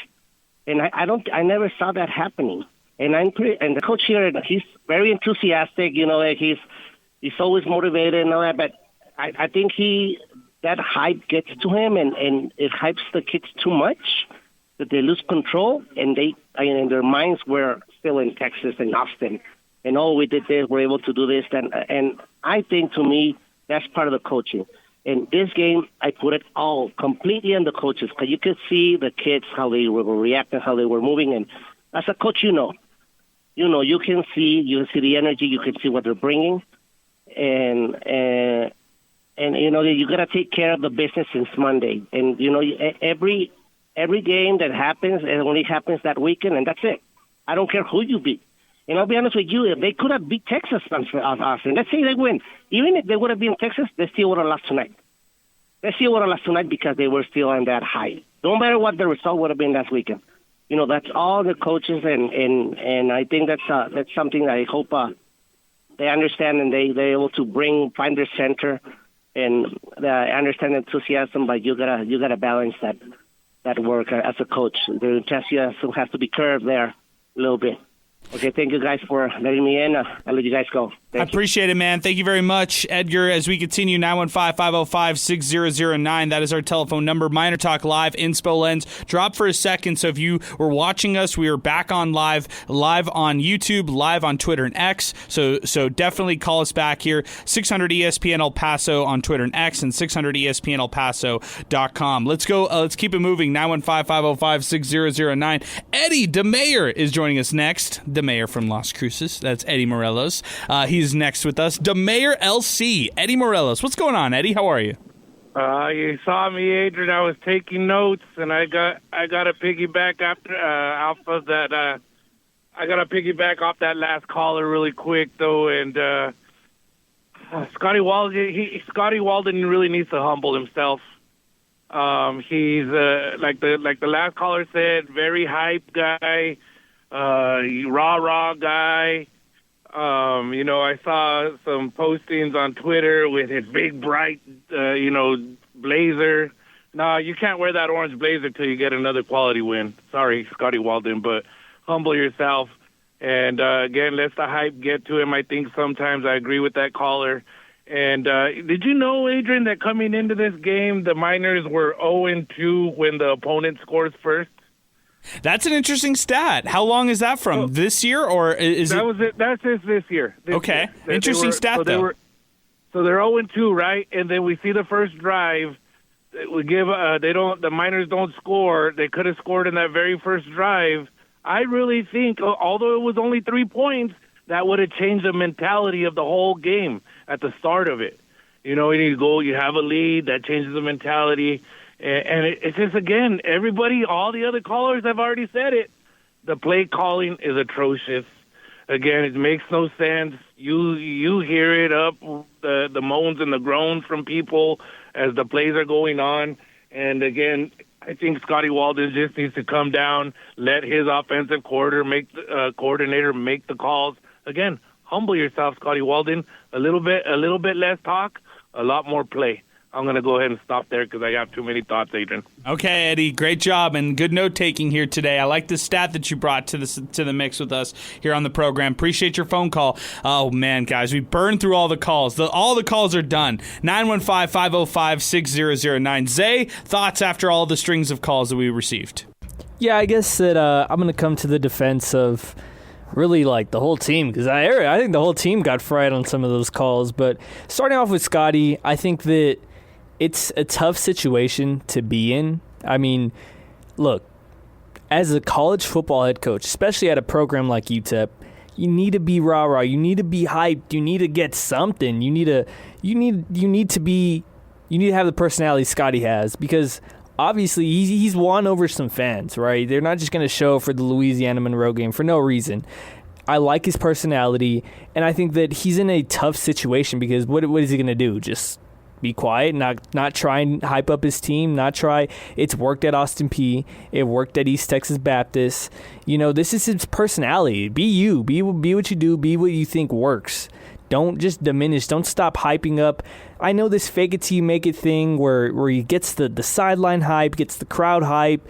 I know people think he's faking it, but I mean, like, you see the guy in real life. You see him talk. This is like genuinely, like, I can tell, like, okay, he wants to win. He wants to do it the right way. And sure, the play calling is bad. It really is bad. But as a head coach, I don't think there's a single FBS head coach that would willingly, in the middle of the season, give up play calling. They have egos. It's their egos. On, yeah. It's their egos. And I'm sorry if if anybody's listening to this, like, it's true. Like, he's not going to give up his play calling. You have too much of an ego. It's too much of it's bad rep for you as a coach. He's not going to give up the play calling. Dana Dimmel, he wouldn't do it either. And so would all 134 other head coaches if they're the main play caller. That's just how it is. Yeah, it's a good way of looking at it. What would you say, Sal, to the thoughts about what Edgar was saying, the manufactured energy, Eddie jumping on board and kind of saying, hey, he sees some of that too, and was dinging the sideline for when it's not working, right? But that's consistent, though, not only here at UTEP, but Zay hit it right on the head at Austin Peay, previously Sol Ross too. I mean, this is just who he is, and he's not shying away from that. You do want to appreciate that just in general from anybody on your team. Hey, be yourself. We want you because we think you can do something here, right? That's why they brought him to UTEP. As far as the play calling, it's kind of like a two-sided thing. I'm not a big fan in general, but when they went for it a couple of times, especially the one in the to open up the second half, here's the thing. It was a great play call. It was a good one. And also the play call, I think we saw it drop. Yeah. That was a great play call. However, to go for it, though, is not a great decision, so to speak. And near the end, that I think that was like a third down. Yeah, your final drive, yeah. Exactly. But, the first drive of the second half, like, great play call, just a terrible drop, but an even worse decision to go for it, right? So a couple of things swing your way. Who knows what happens in this game, but UTEP dug themselves in severe holes multiple times all throughout the game. Our telephone number, 915-505-6009. That's our telephone number if you want to weigh in. A lot of posts coming in, so let's read them all. Let's get to what some of our listeners have to say. This is from Chris from Inspo Lens, right across the glass from us. In El Paso, Texas, the median household income was about $58,734 in 2023.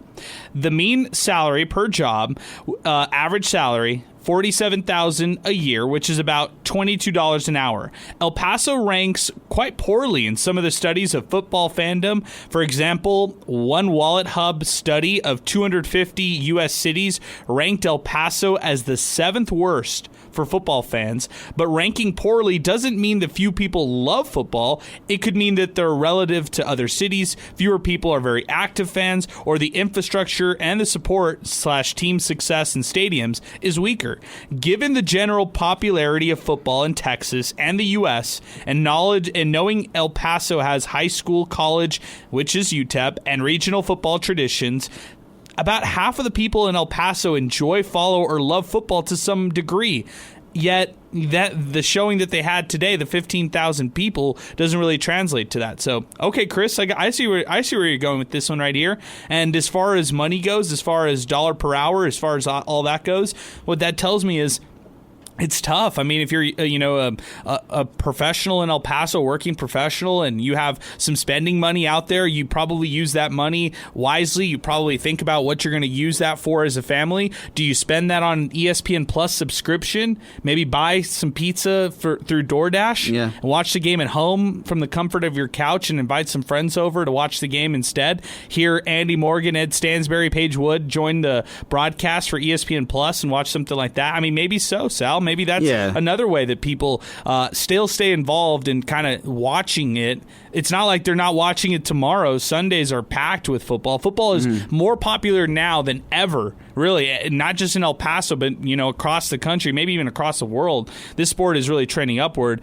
It's just, I didn't really see much marketing and promotion about this game. I really didn't. No, and I think it was, I don't know if it was overshadowed, but in my opinion, it did not beat out, right, the Chihuahuas' potential playoff run. Like, that's what was on everybody's mind. Eventually, they get knocked out, don't get me wrong, but hey, Football Friday night's here. High school football's back, right, and things are just heating up. We have some amazing players throughout the city. Family want to go see their their family members play, and then come Saturday, maybe there's a cookout, maybe there's something they're doing at home because they have a lot of people maybe coming in from out of town. Who knows? El Paso's a bigger city than people know, but people work all the time too. Maybe they don't want to go and they want to stay at home, right? It's also a late broadcast. I know there's mixed feelings about it. No, it's so true. All these things are excuses and realities that people face when it comes to sports watching here in El Paso. Yeah. I mean, there's just a lot of other things to do as well, and I mean, also, too, not winning traditionally doesn't help. You pair that in with everything else, then, you got an unfortunate storm. 915-505-6009. If you were trying to get in before and you're wanting to get in with some of your comments, give us a call now, 915-505-6009. UTEP Mineto, I am perplexed as to why Malachi Nelson was not permitted to continue throwing the ball downfield. A few drop balls that could have scored or kept momentum going. UTEP struggled with running the ball effectively. I fail to comprehend the rationale behind those lateral passes, particularly when the defense is anticipating the receiver to catch the ball and be tackled. Good words there, Expeditious. Memo says, I might be done. Oh, that's our MinerTalk militia member, Memo Diaz. Or actually, I said it's not Memo Diaz, but his name is Memo on Twitter. He just has MDZ1, so I was just throwing Diaz. I don't know why.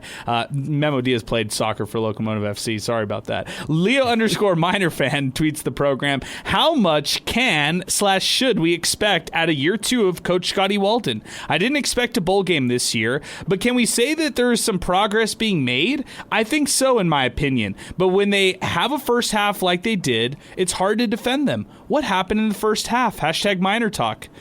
I'd say it's inconsistency, man. The way I answer that question, Leo, is they're not there yet. They're not there to put it all 4 quarters together. They're not there yet where they're going to win games that they should. And I remember where the Dana Dimble teams kind of turned the corner a bit. It was right after the pandemic-shortened season. They turned the corner a little bit and won the games they were supposed to win. And to actually turn the corner that way and to do that is tough. It really is in today's college football world. There's you prepare 365 for 12 games. That's it. 11, those 12 games right there that are right in front of you, and that's all you've got. No exhibition games beforehand, a spring game that really doesn't matter because it's 4 months out of the actual season, and that's really all you have right there. You have a whole year to work on for just 12 games right there, and you're judged by the wins and losses of those 12 games. So how do I see year 2 of Scotty Walton? Well, kind of like how I saw year 1. It's it's fun when it's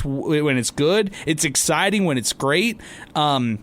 The downs are low, the lows are low, and that's the tough part about, being a part of this kind of organization and seeing how there are those successes that you can get excited about, but to just buy in automatically to, top overall recruiting classes, to buy in automatically when they, play Texas closely or they beat Tennessee Martin. No. I was never drinking the orange Kool-Aid going into this year. Before the season started, I told everybody 4 wins. That's what I thought. And I actually thought they were going to take a step in the right direction. I still think they will when it's all said and done. But that step in the right direction is putting them in a better place than where they are right now in Conference USA. It's putting them in a good spot going into the Mountain West. And in all reality, I don't know if that'll still be enough for fans. I think fans want unrealistic expectations. And Sal, it all goes back to the history of UTEP. And the fact that this is a historically bad football program that's trying to rewrite history and trying to change that narrative right now, when in reality, it's hard to escape that narrative when you're just kind of of falling subject to it. The sad reality is like, hey, there's schools out there that will fire a coach for only winning 7 games, only winning 8 games, not living up to the expectations. Like, damn, that must be nice. Right? What does a bowl game feel like? Exactly. I can't even remember how many 6-win seasons, at the very least, I've witnessed. I don't believe it's more than 10. No, definitely not. It's definitely not. It's barely more than 5, man. But I almost busted out laughing because when you were saying that, I predicted this team to only win like 4 games or something, and I'm here like, damn, I said 7. and Zay said what, 6-7, Zay? 6-7. Anyways, I think that it's. Look, I'm going to ask you this question. Looking at this team on paper, if this was Louisiana Tech, just say this is the whole UTEP team, everything. Besides the fact that it's the UTEP name, would you say that this team could have gotten 6 wins if it wasn't UTEP, but it had the same talent on paper? Oh, it's a good question. I'd still say, I'd say there's a path, but I'd also say if you're starting out the season 1-3, that path becomes much more arduous than it is now. But preseason, no, I'd say no, because it's 40 plus new players and 2 new coordinators. My answer is no. I'm saying 4 or 5 wins, step in the right direction. Take away UTEP from the jersey, take away all of that. I hear what you're saying and where you're coming from, and I don't think your preseason analysis on this team was far off. I'm just saying that with all the turnover and continuity being what it is and not what it is here, it's just tough. It's tough to, replace 2 of your top sack leaders from last year, to replace, the offensive productivity they had from last year, to replace 2 coordinators and go into this season with 40 new players. Like, that's just a tough thing. So I would have said no. I would have said 5-6 wins. 4 or 5 wins. I probably would have said 7 or 8. And I'm just looking at it like this.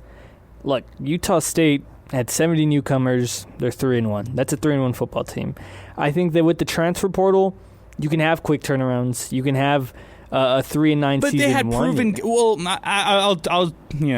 they had a proven quarterback, who had been proven at the FBS level. And to expect all of that from Malachi Nelson in year 1 of his starting efforts, I think that's tough. Like, preseason, that's tough to do.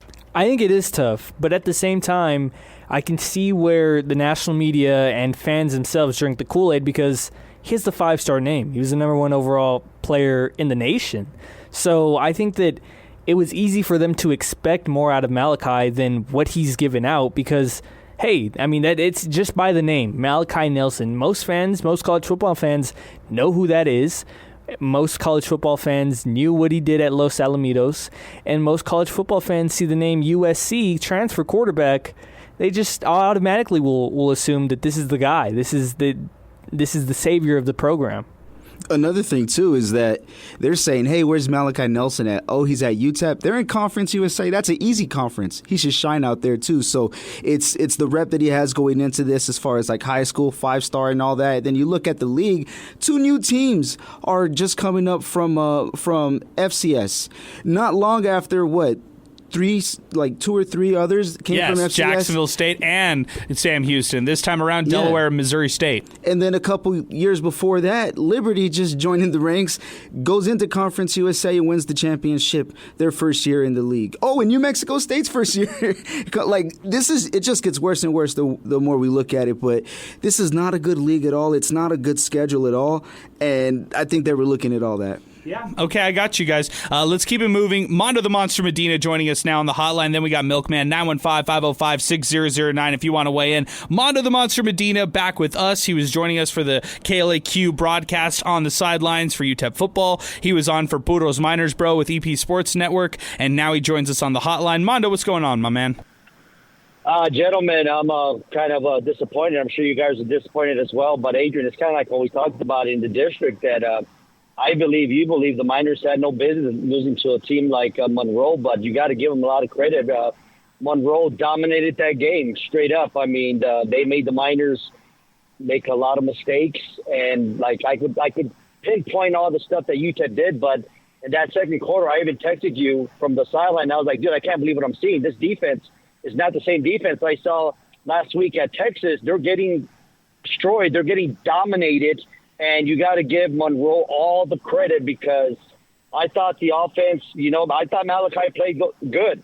That's what I'm going to say. Like, his receivers, you need to help them out. You can't be dropping touchdowns, and you can't be dropping when the coach has enough confidence to say, hey, my offense, I know we're at our own 27.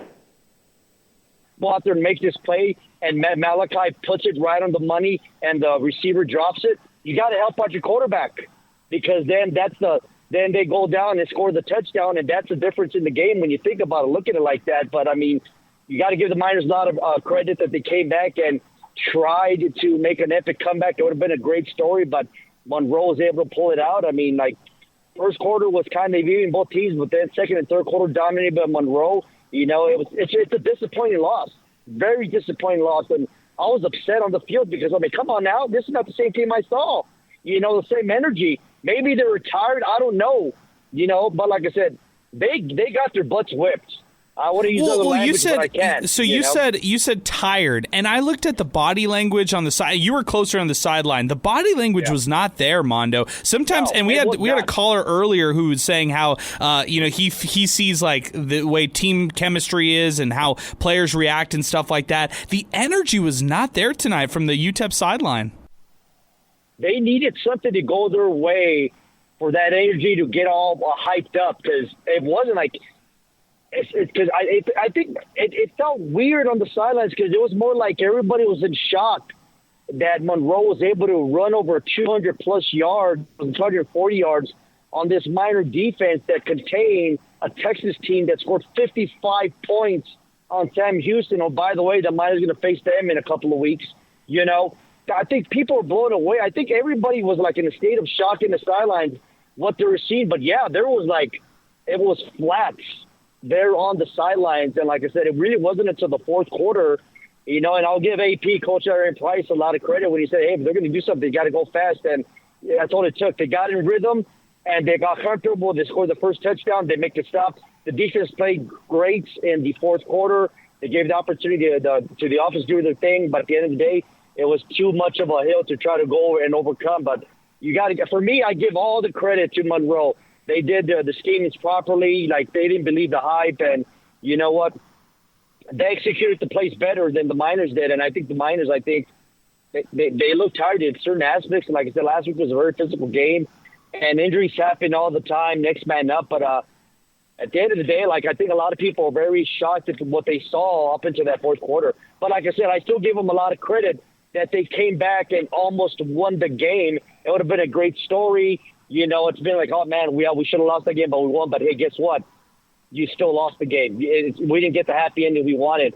And everybody knew there at the Sun Bowl that, hey, man, and I was shocked that it was only 15,000. Me too, Mondo. I needed to ask you that. What happened? I don't know.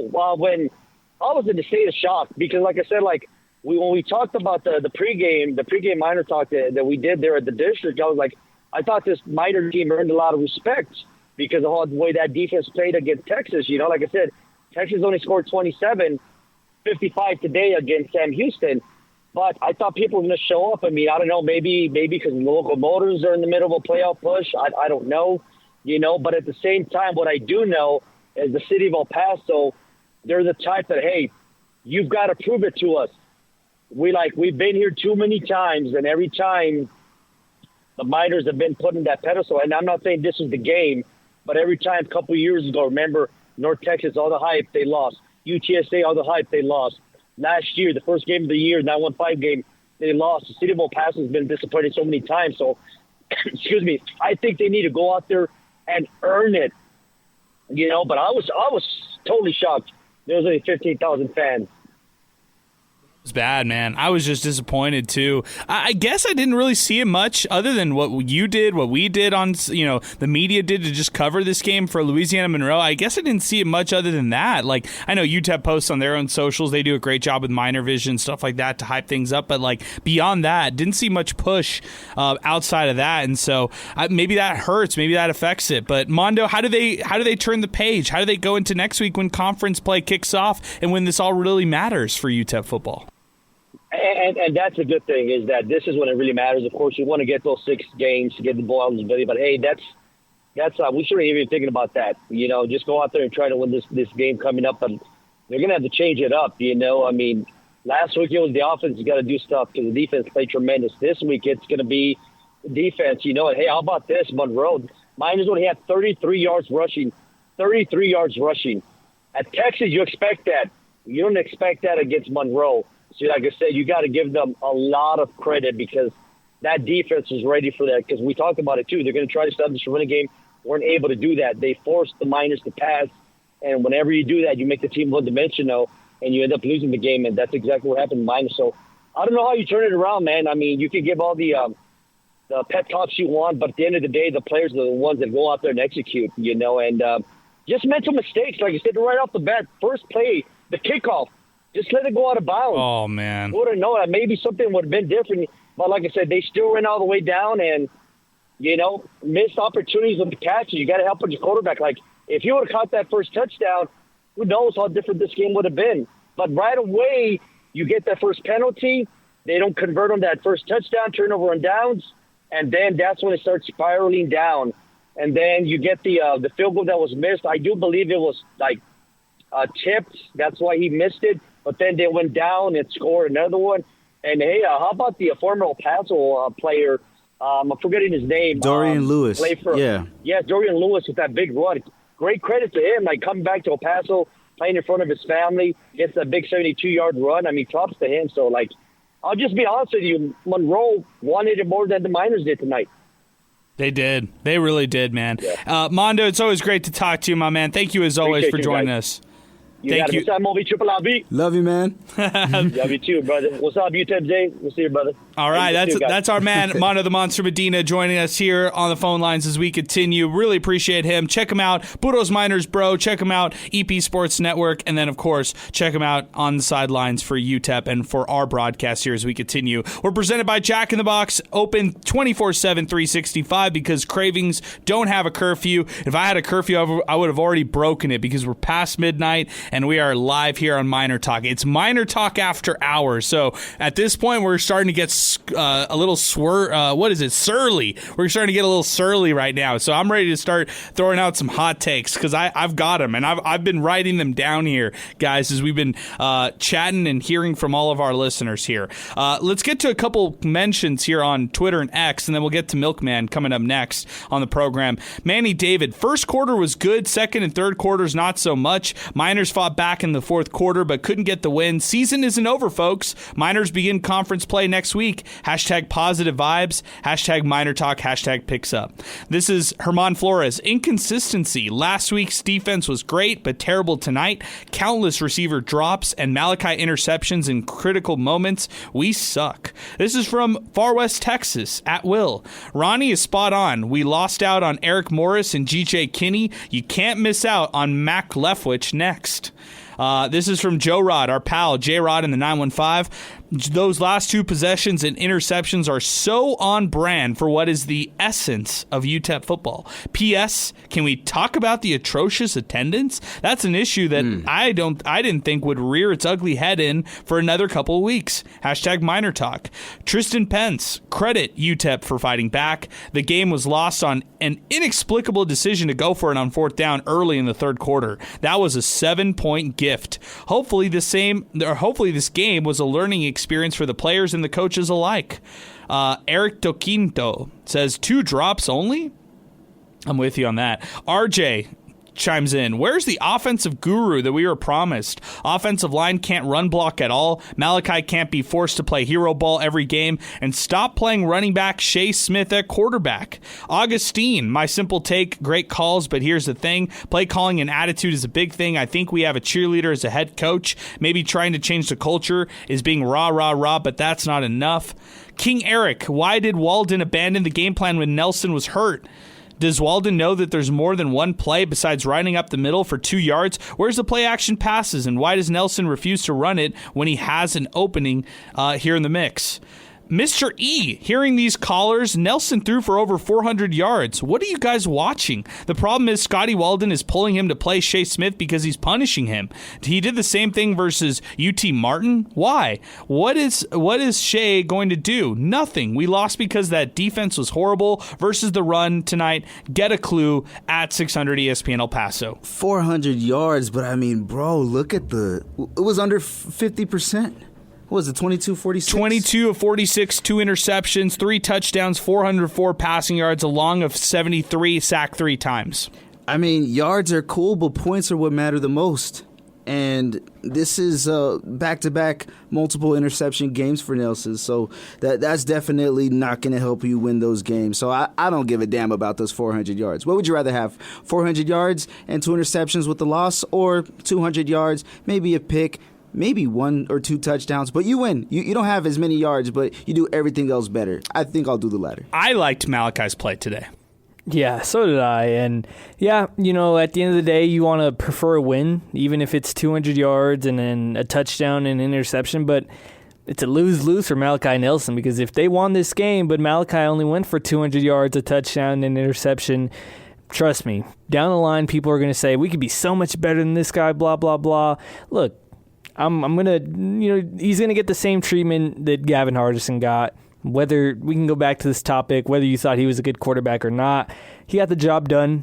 He did what he needed to do at times, and look, he didn't get any favors, with the play calling, and neither did Gavin. Like I said earlier, it just doesn't feel like Scotty's play calling meshes with Malachi's play style as good as he may have thought in the beginning of the recruiting process. I know people want to look at Malachi and say selfishness, NIL.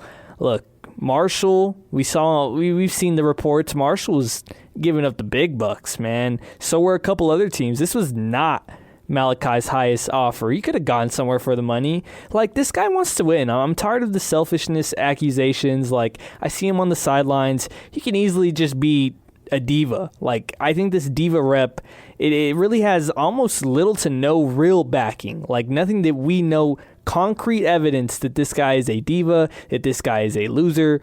I don't get why people see that. And I mean, yeah, he doesn't want to take a hit. You're a quarterback. Who knows? How do we know Scotty's not saying, hey, just go down every play? Don't take a hit. I asked the question earlier this week about what they want him to do in those situations when they scramble. They just want him to throw the ball away. Yeah, I mean, if that's the case, then just throw the ball away or stuff like that. I think it's unfair to put everything on Malachi when at the end of the day, they were still running the ball up the middle, down 31-10 for a yard. That's the truth. They were still putting Malachi in 3rd and long situations. I mean, they should have abandoned the run game. I don't care if Malachi throws 60 passes this game.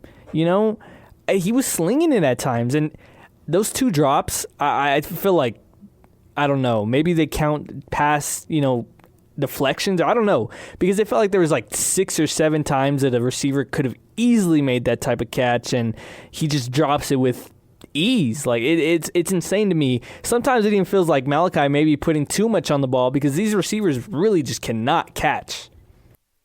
Fair points. When I said I liked his play, this is what I'll say. I just think he put the ball in play, and I think they had no answer offensively other than what he was doing. So I'll just keep it a little bit more simple and say that I get all the knocks against him. Actually, I don't shy away from all the knocks against him, the criticism and the praise. I think you take both of them, both sides of it for Malachi Nelson. How do I assess him through 4 games? I mean, he's a 1-3 quarterback, right? Skylar Locklear, he didn't have a winning record last year as a starting quarterback. Cade McConnell is probably the only guy on this team who at one point was at least 500 as a starting quarterback, but even him, I mean, he's 2-3 as a starting quarterback for UTEP. So anybody you want to throw out there, anybody you want to mention, a couple different Shea Smith calls and thoughts as well. I mean, I'm just not there. I'd say that the passing game was the only thing that was working for them today, and they put Malachi in those situations late in the game, and yeah, those those were interceptions, but I didn't believe UTEP belonged to be in the game during that late process. Like during the late part of the game where this game, in my opinion, it was already over when it was 31-10. I like the spirited effort on trying to come back in this game, but I thought it was done.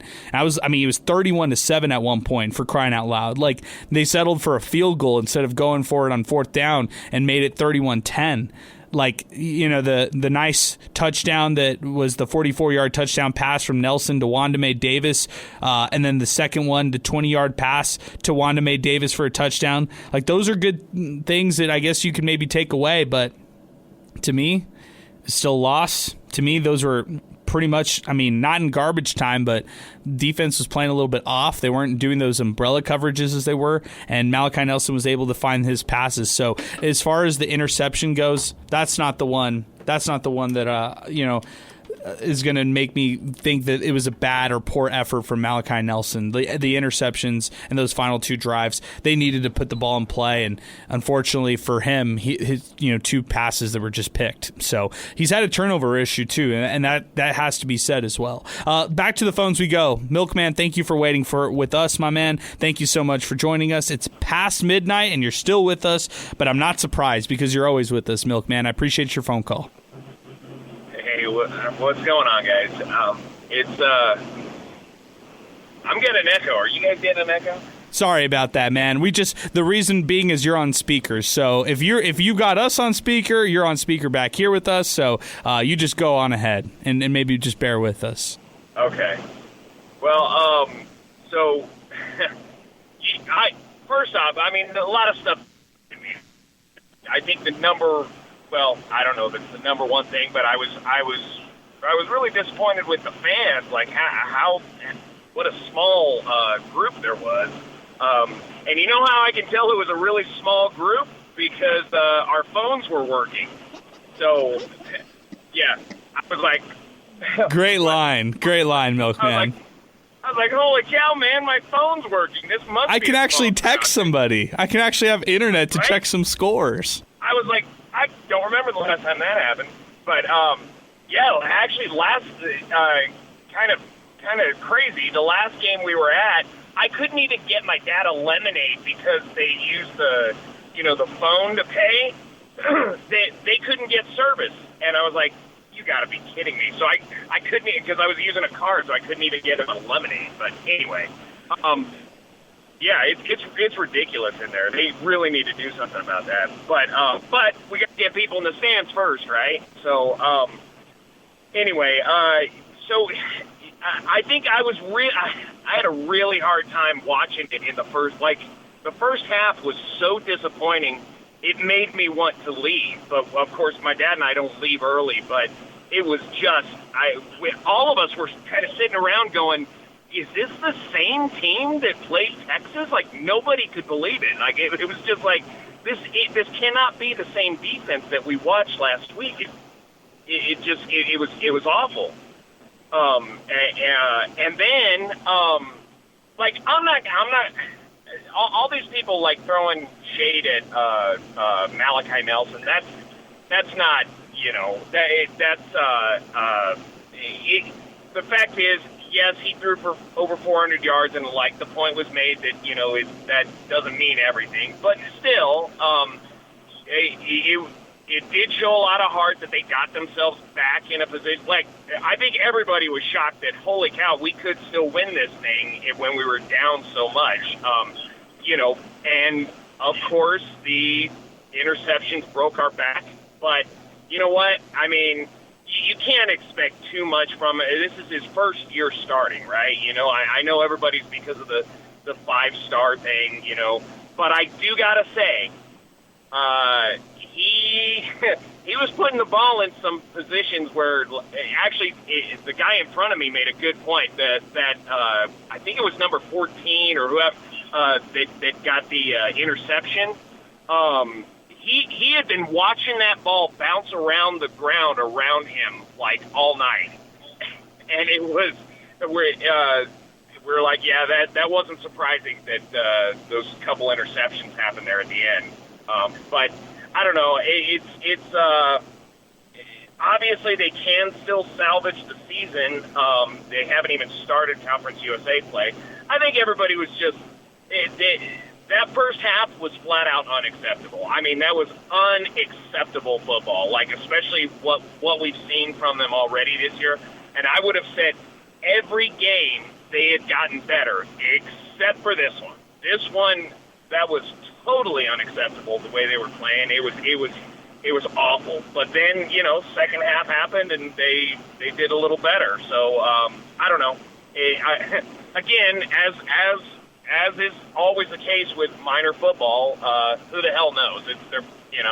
They could easily make a turn for the worse, but they could still salvage it. I mean, who knows? But I guess it remains to be seen, right? Yeah, we'll just have to wait and see, Milkman. I don't know. I feel like you're as dumbfounded as we are back here. I still can't believe it. This one's going to feel nightmarish in a way, in a mini nightmare. But ULM defeats UTEP 31-25. If I just had to simulate today and wake up tomorrow, I would have said, what happened? Did Malachi get hurt or what happened? Yeah, we were talking on the way home. My dad was like, I'd have rather gotten beat 40-0 than lose like this. And I was like, yeah, you're absolutely right. Like it was unacceptable. That's the only thing I mean, that's the only word that comes to my mind. It was just unacceptable. Like that is, nobody should be okay, especially with the first half, the way they played. Nobody should be okay with this. I agree. Thank you, Milkman. Appreciate your phone call, man. Thank you for weighing in. Guys, just remember this. Bookmark this one right here. Bookmark this game right here. And if they want to come back at the end of the year and say, hey, we were only 15 points away from getting to a bowl game, bookmark this one right here because this was not a 15-point. This was not a one-score game, okay? I don't care what the scoreboard says. This was not a one-score type of game. And that's how I feel, Sal. That was just my reaction right there. Yeah, and the crazy part is like, if we look at what happened throughout the game and pinpoint certain spots, it's like, dang, if things went their way on a play or two, they could have won this game. Think about it, right? How crazy is that? Let's just run there. Like, hey, if they just kick a field goal, they don't even go for the touchdown, right? Now they're down 3. Now that changes the end of game scenario, but they also had a field goal missed as well. True. So that's at the very least 6 points that didn't go your way, and you lose by 6 tonight. Right? All that happened. We're not saying it didn't, but it still doesn't feel that way. It feels like they got their butt kicked. Because I agree. This game felt more 31-10 than it did 31-25 because that 21-point deficit was just gut-wrenching for the longest part of the day, right? I agree. That felt like the whole game. Yeah, those nice long touchdowns are cool, but nah, it didn't feel that way. You're right. Zay, I think we got to take one timeout. We got to take at least one break here on the program here. So I'm going to give you a sec to build a break for us here on the program. We need one timeout here on the program before we get to a break. And I think this is a perfect way to end here and then hit a quick break here and then be back for more on Miner Talk. Let's go to one of the past caller of the shows, Trolley Dodger, who is back with us. Trolley Dodger is here with us, and when Trolley Dodger is calling us at almost 12:30, almost 30 minutes after midnight, you know something's brewing. Trolley Dodger, welcome aboard, my friend. What up, Adrian, Sal, Zay? Oh, bro, no, it ain't happening, dude. I told you in a tweet, like I know you don't follow me, but I'm on your threads. But like, it's either Utah State, Louisiana Monroe, win one of them, and that'll tell us if we're going bowling. That'll tell us if we're going bowling. And it didn't happen. Okay, so forget it. We're not going bowling, Bet the under. If you bet the under on and you use your code BRO600, you're going to win some money, bro. You're going to win some money because that was the teller. If you win at Utah State or at home at Louisiana Monroe, that's where we're going bowling. So we're not going bowling. As far as today, I had a lot of talacha to do. I didn't go to the game. I had a bunch, but my family was like, well, if you're not going to the game, well, then, I got to do something. And I'm like, well, do something. Go for it. They chose the locals. They lost 2-0. They didn't score. So they came home unhappy, and I'm unhappy, and we both know the outcomes. Let's get started, bro. The first play of the game, this dude doesn't let it go out of bounds. It's going out of bounds, dude. Come on. It's not like, I know the football is shaped weird, but it's going out of bounds, dude. Just let it go out of bounds, dude. Just let it go out of bounds. Let it go out of bounds. Doesn't, so we start at the 12. And I was just, and usually, like, I'm a baseball fan, and I'm just like, hey, your first batter's gonna, tell you how this game is gonna go. And it doesn't matter if it's an out, but if it's like a 12 pitch at bat and he grounds out, hey, that's not bad. All right, let's go. We're going to battle. Oh no, it's not going to be that kind of game, is it? It was that kind of game, bro. And I heard a lot of your callers earlier talking about Nelson. Yes, the completion percentage is worse, but dude, give him 10 completions, bro, for all those drops. Visine needs to, put in on the NIL, bro, for all those drops. They can definitely use our wide receivers to advertise their product, bro. Because good call. I like it. We just dropped everything, bro. Visine. We were Visine out there. We should have taken the 3 points, but whatever. I come from a kicking family, whatever. But whatever. I don't mind them going for it. But, dude, 3 plays, 96 yards?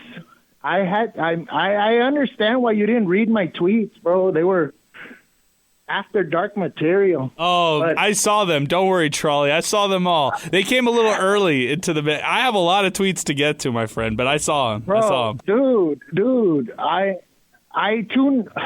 So we do that. We have drops. We have the drops, bro. Really, it's the drops. That's what I was calling them Visine all day. And then I tuned out.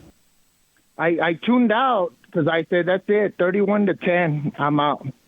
And then here comes a text. Hey, 18. Hey, 25. What? No, dude. Nah, you're kidding me. You're kidding me, bro. You're kidding me. Because, I put it out there in the Twitterverse, and I'm like, dude, I just canceled these cats. Okay, I got to tune in. I'm like, I'm going to wait for the Dodgers to win. They did. And then we lose. I don't know if I'm the curse or for the Miners or whatever, but I'm pretty sure Scotty Walden is helping out, bro, because there's a lot of play calls that are just weak, First down, second down, third down pat. And we just didn't get it done. We didn't get it done offensively, and defensively we were offensive. Like it was terrible to look at. I called it Jenna Jameson defense, because we had nothing but gaping holes for Louisiana and Monroe. Oh my goodness! I know you. Now you can't play it. Now you can't play it, bro. It was terrible, bro. It was just, come on. Oh, come Trolley. on in, everybody, the whole team. I know you're going to run me, right? Yeah, I'm going to run you off. All right. But I'll give you the final words before I run you off, because it was a great call. It was terrible, bro. It was terrible. I was watching. I had just had a hard day of work. And on my off day, I look forward to these guys all the time. And you spend time with them. It is like having a girlfriend, bro, or a wife. You spend time with them and you spend money on them and you look after them and you support them even when they're not at their best. And they don't hook you up, bro. They don't hook you up. You're just right there waiting for them to have their best moment. But they keep disappointing you, and I don't know why I stay. Oh, I gotta go to therapy. I hear you. I think a lot of people like you need to go to therapy, just who have that relationship, that love-hate relationship, like you mentioned there, Trolley Dodger, with UTEP Athletics. Great call. Very entertaining. Hilarious stuff. I was dying of laughter here on the Inspo Lens broadcast. So great stuff by you, Charlie Dodger. I appreciate your phone call. We're coming back with George. We're coming back with more. Louisiana Monroe defeats UTEP 31-25. You want to weigh in? Now is the time to do it. 915-505-6009. 600 ESPN El Paso, Twitter, and X. We're presented by Jack in the Box, live on Inspo Lens, YouTube, Twitter, and X, and here, 600 ESPN El Paso. We'll be back in a moment right after this. All right, MinerTalk is back. We are live, presented by Jack in the Box. We are here in the River Oaks Property Schoolyard Sports Studios. Jack in the Box, thinking way outside the box and open 24/7 because cravings don't have a curfew. Also, a special shout out and a special thank you to our other sponsors on MinerTalk, like Boomy Dental, Thomas Adams Apparel, New Start Homes, 915 Tours, and the District Pub and Kitchen West, 3233 North Mesa for the District for our next MinerTalk tailgate ahead of UTEP La Tech, which will be next week. Let's go back to the phone lines, and then I've got a fun one for you guys because we haven't really had a chance to have a good little roundtable discussion here to recap this one right here, but this will be a perfect way to kind of recap the night. Louisiana Monroe defeats UTEP 31-25. George is with us on the phone lines. George, good evening. What's going on? All right, so I'm here in Albuquerque. I got the opportunity to watch the game on ESPN Plus. I turned on the game because I woke up a little. I was taking a cat nap and I woke up a little late. So 7:30 comes around. I'm watching the game and it's 7-7, and I see Louisiana Monroe and they're running the ball pretty efficiently, and they gash us for I think it was 30-something yard run by one of the running backs, one of the three running backs that was gashing us throughout the whole first half. The team looked dismal. They looked lost. They looked not ready to play. I think they were overconfident, and because of the fact that they came into this game going up against Texas, and they thought, we handled Texas pretty well, so let's just take the day off and let Louisiana Monroe just run all over us. Scotty did a horrible job at calling this game. I mean, I agree with one of the callers that said he should let one of the OC offensive coordinator call the plays because he was all over the place. And just the fact that they couldn't run the ball inside. Well, if you can't run it inside, guess what? Bounce it out, do something, play action pass, misdirection, do something. But don't just run it down the middle like your line is going to block because they're not all of a sudden going to start blocking. You got to work and play to your strong suit. And they weren't. They were not playing to their strong suit. They seemed like they were the visiting team, for God's sake. They're the home team. And they played much better last week, right, George? Exactly, they did. And, yeah, like one of the callers just said right now, they came back, but it felt like that 21-point deficit they were going into the half. They just did not look like an FCS school. They looked like an FC. I was thinking I was watching an FCS school against an FCS school. They looked a whole hell of a lot better last week, and I really wasn't expecting them to do anything against Texas. And they at least came back to make it an interesting game. Now, granted, I just saw the score, Texas against Sam Houston, and they just walked all over Sam Houston, 55-0. I was watching some of the CUSA scoreboards, and they look, pretty much about the same, but one of the stats that does stand out to me is 250 yards of rushing to 33 yards of rushing for UTEP. Now, granted, they didn't have they didn't have Thomas in there. I get it, but come on. Let's stop running it down the middle. Let's do something for the outside. Even with Shea Smith, they had a limited success running it outside. Get it through your head. You're not going to be able to power run the ball because your O-line is not that great. Do something, misdirection, something else. I mean, it's easy for me to be an armchair quarterback right now, but the reality, everything stands out to Scotty. I don't know if he's too close to the sidelines to not see what they're seeing up there, or nobody's really communicating to him what the defense is giving them. Malachi is a good quarterback. He did mess up and add some error throws, but for the most part, he was pretty spot on. Now, the previous caller was drops. I agree with him. Receivers need to do the job. I mean, one of my coaches back in the days used to tell the receivers, "They mean that got to catch him." You got to catch him. You got to support your quarterback. And if you're one dimensional, the defense is gonna key up on that, and they're gonna do something to stop you. So it doesn't take. That's not a one-man team. Everybody has to work together, and they have to. They came in the second half and they neutralized the run somewhat, but it still didn't matter because we got these 3 opportunities at the end of the game to come back and beat them, and we couldn't. What does that say about the program? What does that say about dropping $25 for parking, another $30 for your snacks or whatever your concessions, and then you still got a $21 ticket? Guess what? If I'm a fan, I'd rather go somewhere else and spend my money on like the guy was saying. I'd rather wine and dine another babe than UTEP because I'm just gonna fall short. I ain't gonna see nothing. I get you, George. And I'm with you, man. I hear what you're saying. I hear your frustrations. I thought, you broke down the run game for Louisiana Monroe pretty well. I mean, that run game for the Warhawks in this one right here, you see what they did in this one. By the way, 401 total yards of offense in this matchup here, 252 on the ground, 41 carries, 252 on the ground for Louisiana Monroe. That just speaks to everything right there and shows you how dominant they were on the ground. But good assessment, good breakdown of the game. I appreciate your phone call, George. Thank you for weighing in on the program. Our telephone number, if you want to weigh in, 915-505-6009. All right, it's time to wake up the boys because there is a lot of things we have not hit on. We burned through all the calls. We've had all the reactions, all the responses, and now it's time. There's never a good time to do this, but now is the time to do it. The famous MinerTalk segment, in or out. It's time. It is time. We are so back. We are so back. We were waiting for this since day one.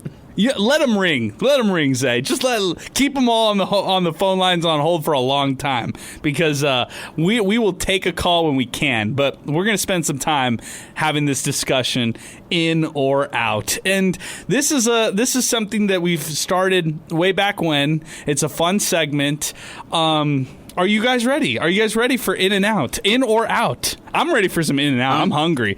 But are you guys ready for some in or out? Let's do it. What do you think, Zay? Are you ready? Are you prepared for some in or out? Prepared for anything. Okay, prepared for anything. Zay is prepared for anything. He's ready to go. Okay, guys, let's start it off. Start off with a layup, okay? This is going to be a great one. Zay, you take the floor off of this one. In or out, Digicamo? I don't even think this needs... You know what? You guys already know my answer. I'm not even going to say you guys already know my answer on this. But now you have to say it now you have to break it all down because now we're opening up the can of worms. So in or out, Digicamo, and this is the segment right here. Okay, I don't know if people saw this on Twitter, but going into the game, UTEP had not won a game wearing these horrible Digicamo uniforms. They lost to UNLV in 2023. Got pummeled, actually. It was 45-28. Not really even a close game. And then last year, they opened the season with these ones, and we all know what happened against Southern Utah. So already, even if they were beautiful jerseys, if they were the 80s throwbacks, I'm already saying that's not good, guys. We're wearing jerseys that we've never worn in. But, I mean, if you look at these things, you can't even look at these things because your eyes will, hurt. Seriously, no joke. If you're in the press box, I feel bad for the stat guys who sit just to the right of us. I feel so bad because the numbers on the jerseys are white. The camo is damn near white, so you can't even see who's got the ball, and it's unironic. It's unironic. You can't see who's got the ball because they're wearing camouflage. Ha, right? It's unironic. And then they're just ugly. It's so sad because I get what they're trying to do, but there's so many better ways to do it. UTEP basketball had the most ugliest camouflage jerseys ever. They were blue camouflage, and I'm not sure how. I don't know. Somebody said on Twitter it might look better if it was orange. Yeah, but it would still look ugly. There's so many better ways to do it. They're 0-3 now. I'm just saying, #ban the camo. Don't wear these again. It's already let's find someone. There's other ways. There's other ways to honor the troops, and the camouflage. I get what you're trying to do. I really do. But come on, guys. There's no way somebody looked at those and they're like, yep, this is the one. Okay. Sal, where are you at? In or out? All the way out, man. These jerseys are ugly as hell. I mean, I don't need to go beyond that. And they kind of play worse when they wear them, too. So, no, all the way out, man. There's a reason why these are not in College Football 25. UTEP, every other jersey UTEP has is in College Football 25, College Football 26. These, for good reason, did not make the cut. Thank you, Lord. I know. All right, guys. In or out? I'll start with you, Sal. Carlos Areola, kicker for UTEP. No, I'm in, man. I'm not out. Okay. Zay. Yeah, I'm in, but I was in on Buzz Flabiano, so I think it takes a lot for me to be out on a kicker. Okay, just so you guys know, and again, I'm a fan of the Clint product. I'm happy that he's got this opportunity. We can all do a parade and get excited and all that kind of stuff. But I'm also a factual person. He misses one from 40 yards out. I got it from Twitter that it was tipped. Some of you guys said it as well. It was tipped. So I can maybe forgive a little bit on that one right there. And then the 27-yard field goal that was good. That was third quarter action right there. That's one right there that you can look at. That he did nail that one right there, and they feel, I guess, at least comfortable enough for them to move forward. So, okay, all three of us in on Carlos Areola, out on the Digi-Camo jerseys. Okay, let's do this one. The running back tandem of Ashton Emery and Hassan Wilson. Zay, in or out? I'm out, guys. I'm out. There's nothing that I've seen from them that's jumping off the paper. I mean, look, the Hassan had 10 carries for 22 yards. Ashton Emery had 6 carries for 19 yards, which I guess is a little better. It really isn't, but I think that their offensive line is not doing them any favors. Like, you can't really run behind nothing. Like, there's no hole, there's nothing. And look, Louisiana Monroe, they had 2 really good backs. Shout out Dorian Lewis. I watched him for the single year that he played at Andrews.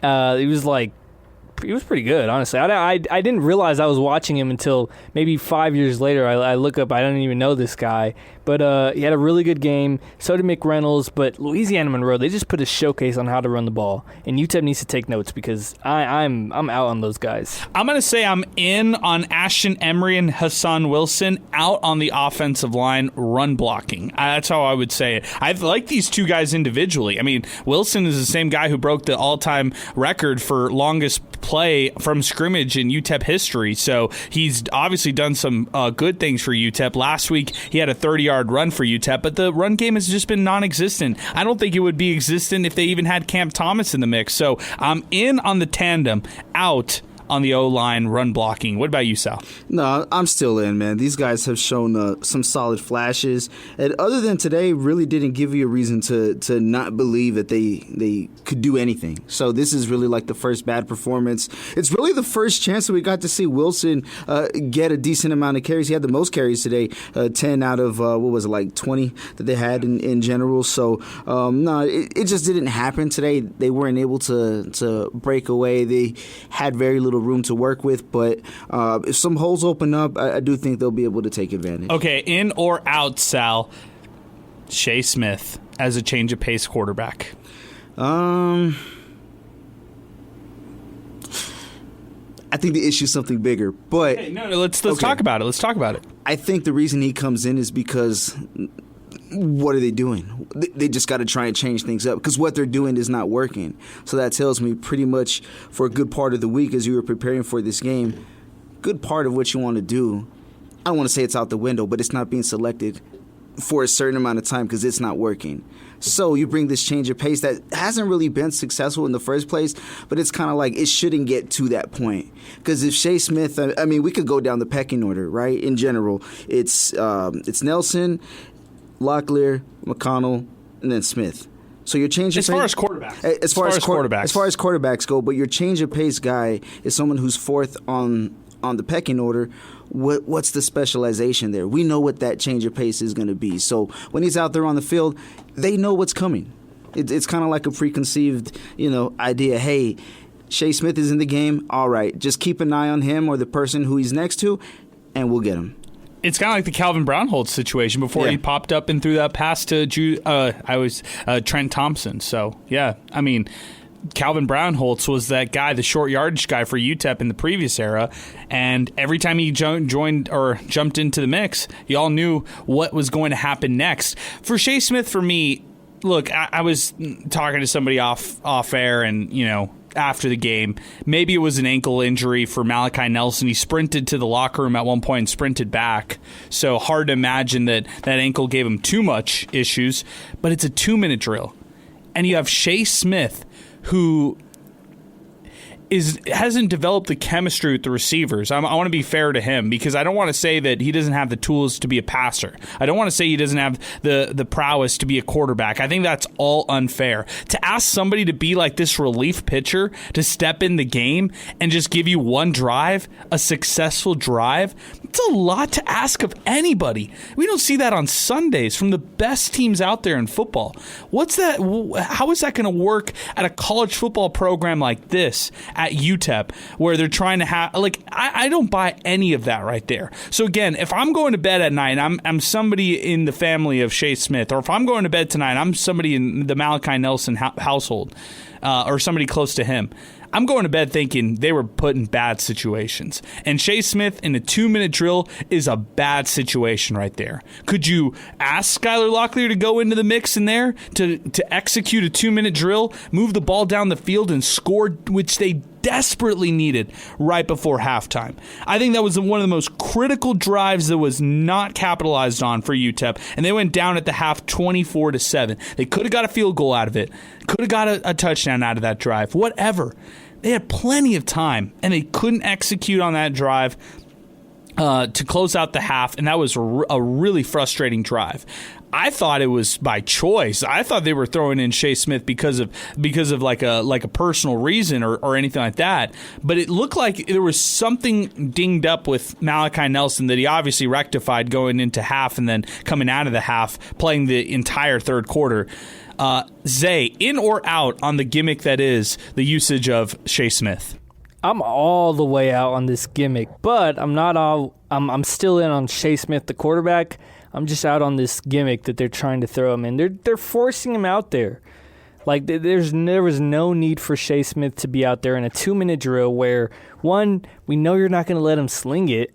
Two, you only had a timeout left. So first off, you're putting yourself in a weird position. It's a 2-minute drill where you're primarily going to run the ball and you're 60 yards out, 70 yards out. What sense does that make? It makes none.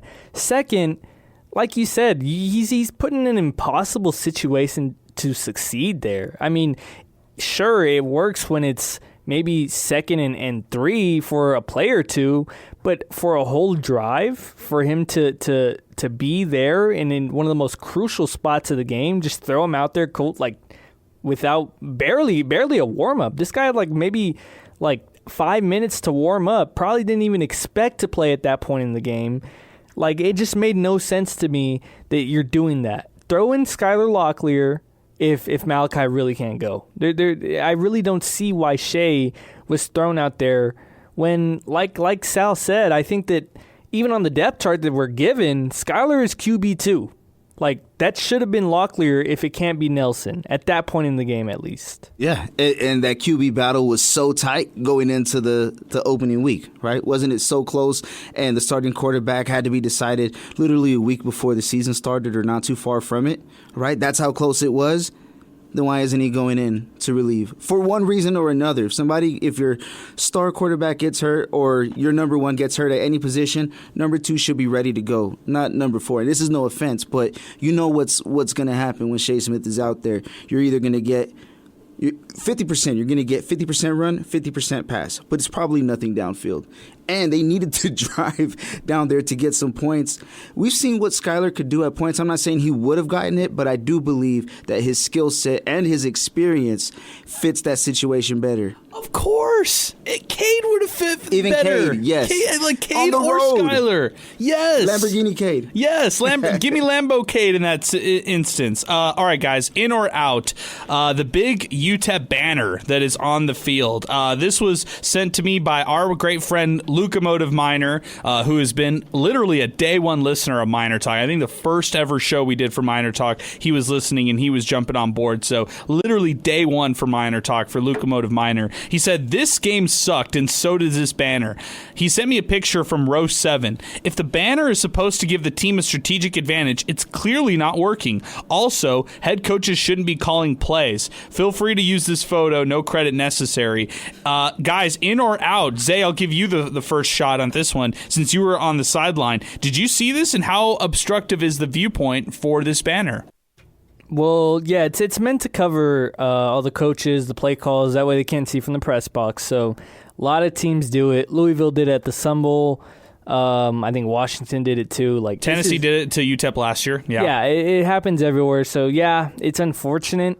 I'd be out if I was a fan and I had to watch the game with half of the field blocked by this big obnoxious banner. But I guess in just because it happens everywhere. I don't know. That's a tough one. Yeah, I guess I would probably. So I asked Scotty Walden about this after the press conference last week, and he's like, "Hey, tell the fans I'm sorry. Like, we just want to protect our signals. You know, that's their thing." Sal, in or out? You know what?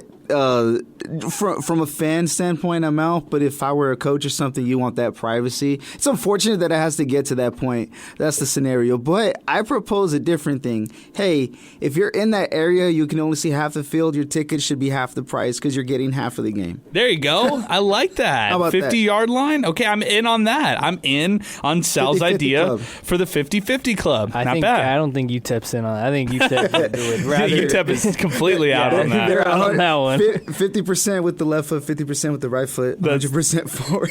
That's awesome. As far as, okay, next one, in or out, and I'm going to elaborate on this one, so bear with me, right? Cam Thomas is obviously out for the rest of the year. You heard about that earlier this week. Broke by Andy Morgan, play-by-play broadcaster for UTEP here, KTSM anchor.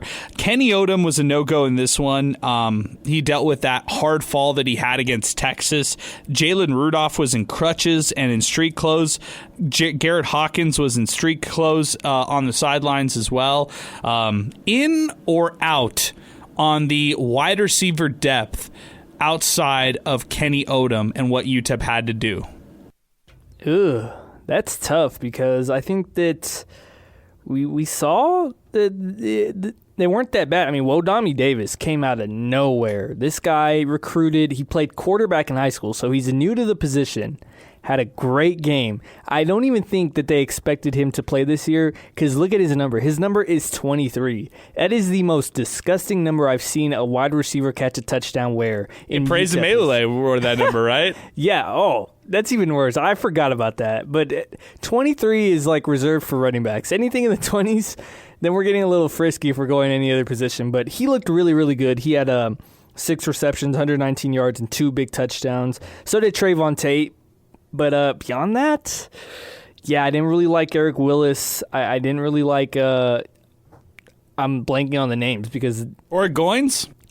He didn't look too good either. He didn't look too impressive to me. I think a lot of drops. Like I know it only said 2, but I just feel like it was so much more. Just watching the game, there were so many more balls that should have been caught.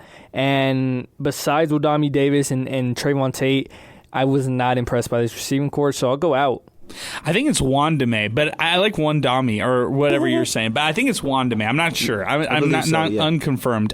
Sal, where are you at? In or out on the wide receiver depth? I'll say in because there's no other choice.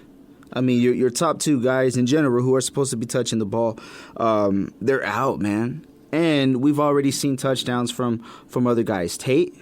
We got to see Goins with a nice touchdown a couple of weeks ago.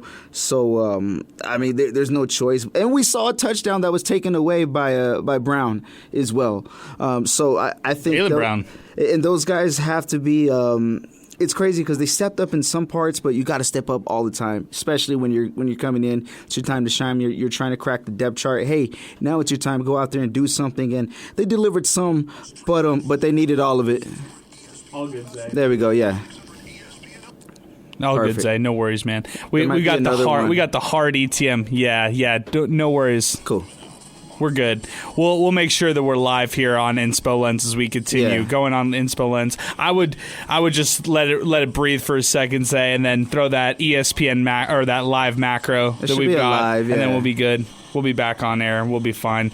As we continue here, we're still live. Inspo Lens continuing here. 600 ESPN El Paso MinerTalk Live, presented by Jack in the Box. Thank you very much, Zay. We're still good. We got this. We're going so long that now the hard ETMs are starting to hit, ladies and gentlemen. Yeah, that's exactly right. And that also signals that we probably should start winding down as well. I will say this. I am concerned about the injuries that are starting to pile up at those positions, the wide receiver, even the linebacker position took a bit of a step back today, even though I like the position. They have depth there, but just having Micah Davey, Jaden Wilson, and Stratton Schufelt wasn't enough for them in the tackling effort on the defensive side of the ball. And then I'm actually all the way out on the supporting cast on the wide receivers, as far as that goes. I think that the inexperience is there. These guys are some good players individually. Like Jaylen Brown, has some nasty moves. I was really liking what I saw from him. Wandame Davis Jr., those 2 touchdowns, those look nice. He was snagging catches that were pretty good passes that were coming his way. Eric Willis III. Individually, these guys are there.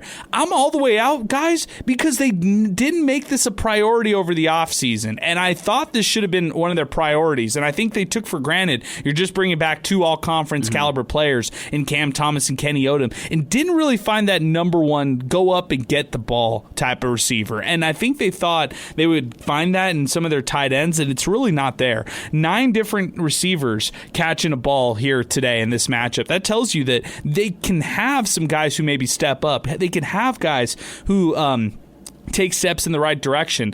But I actually put the finger of blame here and serve that blame pie over to some of the coaching staff over the offseason for not making this more of a priority of getting proven guys at the receiver position. I think they have guys with a ton of potential at the receiver position. I think individually we could talk ourselves into all these guys till we're blue in the face. We don't need to go player by player. I think all these guys bring some interesting attributes, but they weren't supposed to be playing, kind of like what Zay was saying. Like, I don't think they were supposed to be thrown into the mix, and because of that, UTEP's caught in an interesting situation at the wide receiver position. They went into the season without a lot of depth, and now here we are 4 games in, and they don't have a lot of depth at that receiver spot. So that's how I think that's how I'm going to go with that one right here.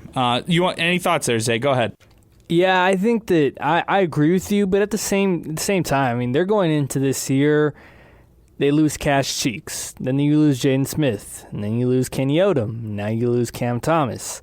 That's your 4 guys that you expected to catch the most passes this year. So, yeah, they probably should have gone out there and gotten more proven guys. But like you said, I don't think they were expecting those 4 guys. I don't think they were expecting Trayvon Tate, Davis Jr., Eric Willis, and Brown. I don't think they expected those guys to even, sniff as much playing time in one game, let alone the whole season. Yeah, I'm with that. I can get behind that for sure. Guys, in or out, consistency on the D-line. I was in as far as them being very consistent week over week, but after today taking a big step back, I don't know. I mean, now I have question marks on this defense. I'm not out necessarily. I'm still in on the defense as a whole. But Sal, that was a concerning part from tonight. Yeah, it's crazy. We can pick apart different points and various areas let them down. It wasn't just one side of it. So defense didn't show up to play for a good part. They didn't look like they normally do, or like they did earlier in the year, which was very disappointing. I think that's probably the most disappointing part. Doesn't matter about the offense, all those situations there, drop passes. You see those big plays that they give up, and it's like, why do they have more explosive plays than Texas does, on this defense? So I can't be out, though, man, because when the game was out of whack, the defense did what they needed to do to get this team back in the ball game. Offense did not deliver. So if we're gonna go that route, I can't be all the way out on this defense.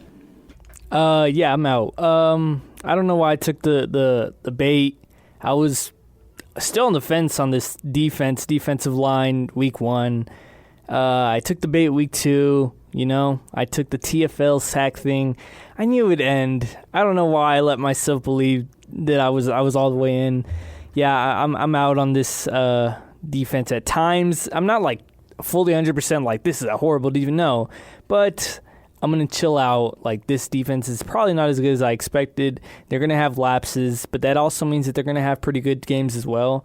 Just like you said, they're inconsistent, and you can't have that. Okay, a couple honorable mentions in or out, but these are honorable mentions because I think we all know which way we're going to go on these right here. Timeout decisions. I think we're all out. I mean, I don't think we need to. I don't think we need to even hash that. So timeout decisions and timing of timeouts. 4th down play calls. I'm out. I'm just out. I'm in. You're in? You like some of these play calls? You know what? Maybe it's the college football 26 player in me. Maybe it's the video game player in me as a whole. But I didn't mind going for it on that first drive. It was a drop pass. It should have been caught. Should have been a touchdown. And then on the one that everybody talks about at your own 27, probably isn't the smartest play, but it should have worked. I don't really mind it. You're down 30. You're down 24-7. You need something. Fans we're already booing you. Like, might as well grow some cojones and go out there and do it. Dropped again. So I'm in. I like the aggressiveness. I just like the aggressiveness. Yeah. Sal, anything you want to add? No, I'm in. They just dropped the passes. Okay. Anybody want to throw out an in or out? Do you guys have any honorable mentions on in or out, or any thoughts here that you want to throw out there for us or for the listeners? I feel like I'm in on this segment, guys. I feel like as far as the timing goes, there's never a good time for this segment. We always do it for football and basketball at some point early or midway into the season to try to give an overall assessment. I'm going to tell you one right now. I'm out on the UTEP Bowl train. I'm out. I guess I'm out too. I'm out. I was in literally like 2 days ago, but I'm out, guys. I said what I said, and I can't ditch it, man. I have to. Yeah, you're right. Just for the sake of it, yeah. I predicted this team would go to a bowl. Got to stand on that. What am I doing, guys? I'm restless. I'm falling asleep. I'm losing my mind. Look what you did to me, UTEP. No, man, we got to ride it till the wheels fall off, right? Until it's not possible. I'll put it like this. I don't give a damn if it's 99.99% that it won't work. Still got that 0.01, and when that 0.01 happens, it shakes up the whole world. All right, that's just the kind of person I am. But also, I gotta stand by what I say. So maybe I am who I am because of what I say, and that's kind of bad. There you go. I like it. I was out before the season started on that train, but I am on the hype, or I'm on the train of I think this still could be a successful. It depends on what you say success is, but I feel like there's positives and successes that this season can still, they can still take away from this season. So, anybody else? You guys good? Okay. In or out that they surpassed their win total from last year, not meet but surpass. Oh, surpass, yes. In. So I'm in. Okay. Yeah. Okay. Good stuff. All right, guys. I feel like we're pretty good there. Let's go back to the phones. Chuco's joining us next. He had to endure all of that. So thank you for joining us, Chuco. Thanks for waiting for us. What's going on, my man? No. I I'm glad I've listened to everyone's calls and all of your comments, and I thank you guys for giving us some clarity or some way to decompress, because I must admit I'm a better person right now than I was at the end of the game. I had the most incredible 50-yard line tickets. Thank you very much. I was, hoping for the best. We had that start, and I was thinking, all right, things are going to go well. But boy, man, it's so frustrating that it seems like the same things just keep coming back to haunt us, and the coaching decisions, those fourth down calls, the timeouts, just a combination of things. So anyway, thank you guys for what you do, because I'm a much better guy right now than I was earlier. I don't know if we could say the same. Well, I don't think we're the much better people right now. I think we're much worse people and tired and grouchy and all of that and surly. But I'm glad you enjoyed it, Chuco. I appreciate your phone call. Thank you for hanging with us. Thanks for the kind words and the sentiments. And I appreciate you joining us as always, man. Thanks for weighing in. 915-505-6009. That's our telephone number. Let's just read through the final comments here. This one's coming in from our YouTube stream, by the way, from Steve. He came in, head coach Scotty Walden, into a very collapsed program that he's had to rebuild. But either way, people in El Paso have high expectations after everything these fans have gone through with all these letdown years. That's a good point. This is also from Chris, a hot take from Chris. Is this your hot take, Chris? Are you going to say this is yours? Okay. Chris is saying this is his from Inspo Lens, by the way. Okay, so Chris says, let's be real here, Miner fans. This isn't a tough luck loss. This is a program loss. You can't sell progress when you keep losing these winnable games. Louisiana Monroe didn't out-talent UTEP. They out-executed and they out-coached and they finished, period. And that's the problem. UTEP has good enough players with talent-wise to win these types of games. But when you get to the fourth quarter, who do you trust? Walden? Right now, it feels like Miner fans can trust heartbreak more than they can trust this coaching staff. Look, 31-25 isn't a blowout. It's worse. It's another close one that slips away that shouldn't have even be close, and that's how that shouldn't even be close, and that's how you lose not just games but also fan bases. If this program wants to be taken seriously, it has to stop playing the role of almost winning, almost turning the corner, almost a contender. Miner fans deserve better than almost. This should be the last wake-up call. If you want to be respected, stop being the team that everyone expects to almost win and start being the team that actually does. Well put, Chris. Man. So many sad memories flowing through my head. All these games when he's like almost, and I'm like, dang, man, I'm thinking about Texas Tech overtime off the crossbar. I'm thinking about missing the field goal against Western Kentucky on a team that could have been bowl-bound in like 2015, 2016. Yeah. North Texas on the road. Goodness. When you had the opportunity to go to a bowl game, but you had Gavin Hardison out hurt, and you're riding it with Calvin Brownholtz as the starting quarterback that game to close out the season. But like he had 5 touchdowns. That's the crazy part. He was like 5 touchdowns. He was like Jameis Winston. Yes, exactly. Home game on the road. Pandemic shortened season. If you know, you know. Yeah. Yeah. A lot of memories. And definitely. That's just football. That's just football. Hey, basketball practice starts Monday, baby. Basketball practice starts Monday. Who is ready for that? Let's keep it moving. More comments coming in. Adrian, very few families of 4 will pay between $100 and $200 to watch UTEP lose games. Good point. Chris at Chris Banks 21. Great to see him and his family last week, by the way. Shout out to Chris. Adrian just got home for the UT game tonight. What a difference a week makes. Texas destroyed Sam Houston, and UTEP goes home and looks terrible. What's also disappointing is the fact that only 15,000 showed up for this game. El Paso needs to do better, but so does UTEP. El Paso Visuals Deportivos, 15,000? I asked in earnest, did people travel to Austin and or live in the area to go to the game against the Longhorns to support the Miners, then go to the game tonight at the Sun Bowl? This is from Rutang, Ruben Ramirez. UTEP football will have less than 10,000 fans at the next home game. # book it. Augustine, at the end of the day, it's just another loss for a program that has a history of losing. Yes, Nelson had a wonderful game, but it's still a loss. What do you change? Or rather, what can you change? Adrian, I think it's time for UTEP to drop down a level where we can compete.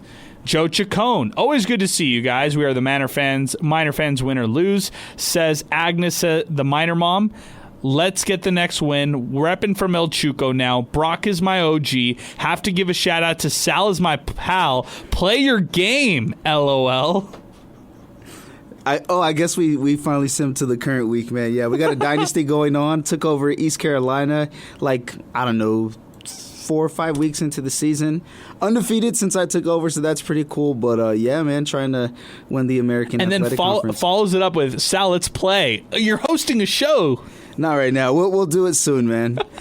Oh, by the way, real quick, since he brought it up, we've played like 3 times and I won all 3. Oh, 3-0 versus Joe Chacon. Yeah. Sorry, get that on your calf there. First as one you far as almost the tat. had, but I, clutched up at the end. So. 8-Ball Troy says, UTEP hashtag that's on the head coach tonight.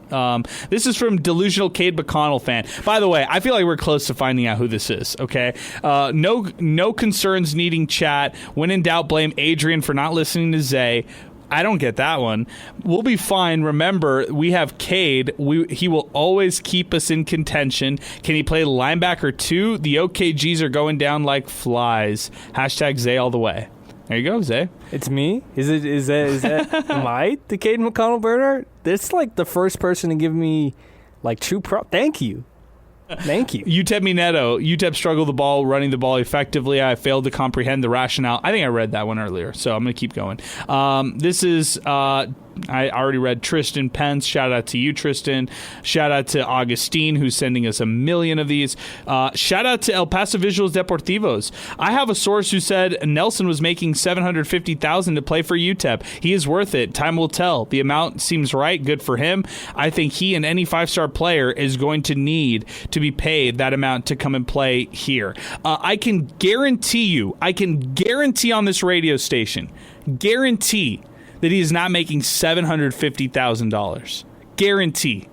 I will book it. Just book it right now. Take away a 0, my friend, if you want to get near the ballpark. This is UTEP. This is a school that barely has 600,000 period as the full NIL collective. This is UTEP where they're paying their head coach less than or right around $750,000. To say that you got a source and the Malachi Nelson's making that kind of money, no, dude, he's not making $750,000. No one here in El Paso is, unless you're Joe Golding or Scotty Walden. Those are the 2 coaches who kind of make around that amount annually, and that's still one of the worst in Conference USA for all the other coaches. Zay, what's going on? Oh my gosh, I started laughing when I heard that. I looked up. I'm just going to think that his finger slipped to the 0. I got to hope that his finger slipped to the 0. Maybe $75K is what he was trying to mention. $75,000 versus $750,000. That's unreal. Like, let's just be honest with everybody right now. If you were UTEP going out there paying 7 figures to somebody or 6 or more than 6 figures to somebody like that, $750, that would take up your entire NIL. Like, that doesn't make any sense. So that's just not the case. But I can guarantee that for sure. This is from Memo. Help me cope, Adrian. Sorry, dude. I know, I feel you. Shout out to Jay Arnold, who stopped by as well. Joe Chacon said, Jay Arnold was great to not only hang out with, the man, but also these guys in town. Hope El Paso is all I know it could be for you guys. Hashtag repping from Chuco now. Hashtag welcome all. Hashtag MinerTalk. By the way, El Paso's the best city. If you're like a college football content creator, you want to stop by and do your rounds here in El Paso, this is the best city. Like, I was watching Jay Arnold go around. Everybody knew who he was. Everybody was saying hi to him. He was the mayor here for today, basically. He was walking around having a great time. I remember our boy Alex Funderburk, when he stopped by, he had a warm response by the UTEP fans out here as well. Our boy Michael Barker, the college football campus tours guy, he stopped by the Sun Bowl. He had a great experience too. I mean, it's all great vibes, except for as far as football goes, the football just didn't come through for these guys who made their appearance. Guys, let's wrap it up by talking Conference USA. And you guys just react to any scores you want to talk about, okay? Number 8, Texas annihilates Sam Houston 55-0. Sam Houston's 0-4. James Madison destroys Liberty on the road 31-13 in this matchup. How about this one? A 21-point second quarter that led Nick Minucci and Delaware past FIU 38-16. How about that final game, Zay? UTEP at Delaware. That's not going to be a win right there. Mark that as a loss. Yeah, I can never mark Delaware as a loss. They could be undefeated, and I'll never mark them as a loss. I'm sorry. Sorry, Joe Flacco. I just can't do it. Kennesaw State defeated Arkansas State 28-21. Jacksonville State, looking like one of the best teams in this conference. They beat Murray State 45-10. Not a good opponent, but still. Marshall, here we go, guys. They defeat Middle Tennessee on the road 42-28.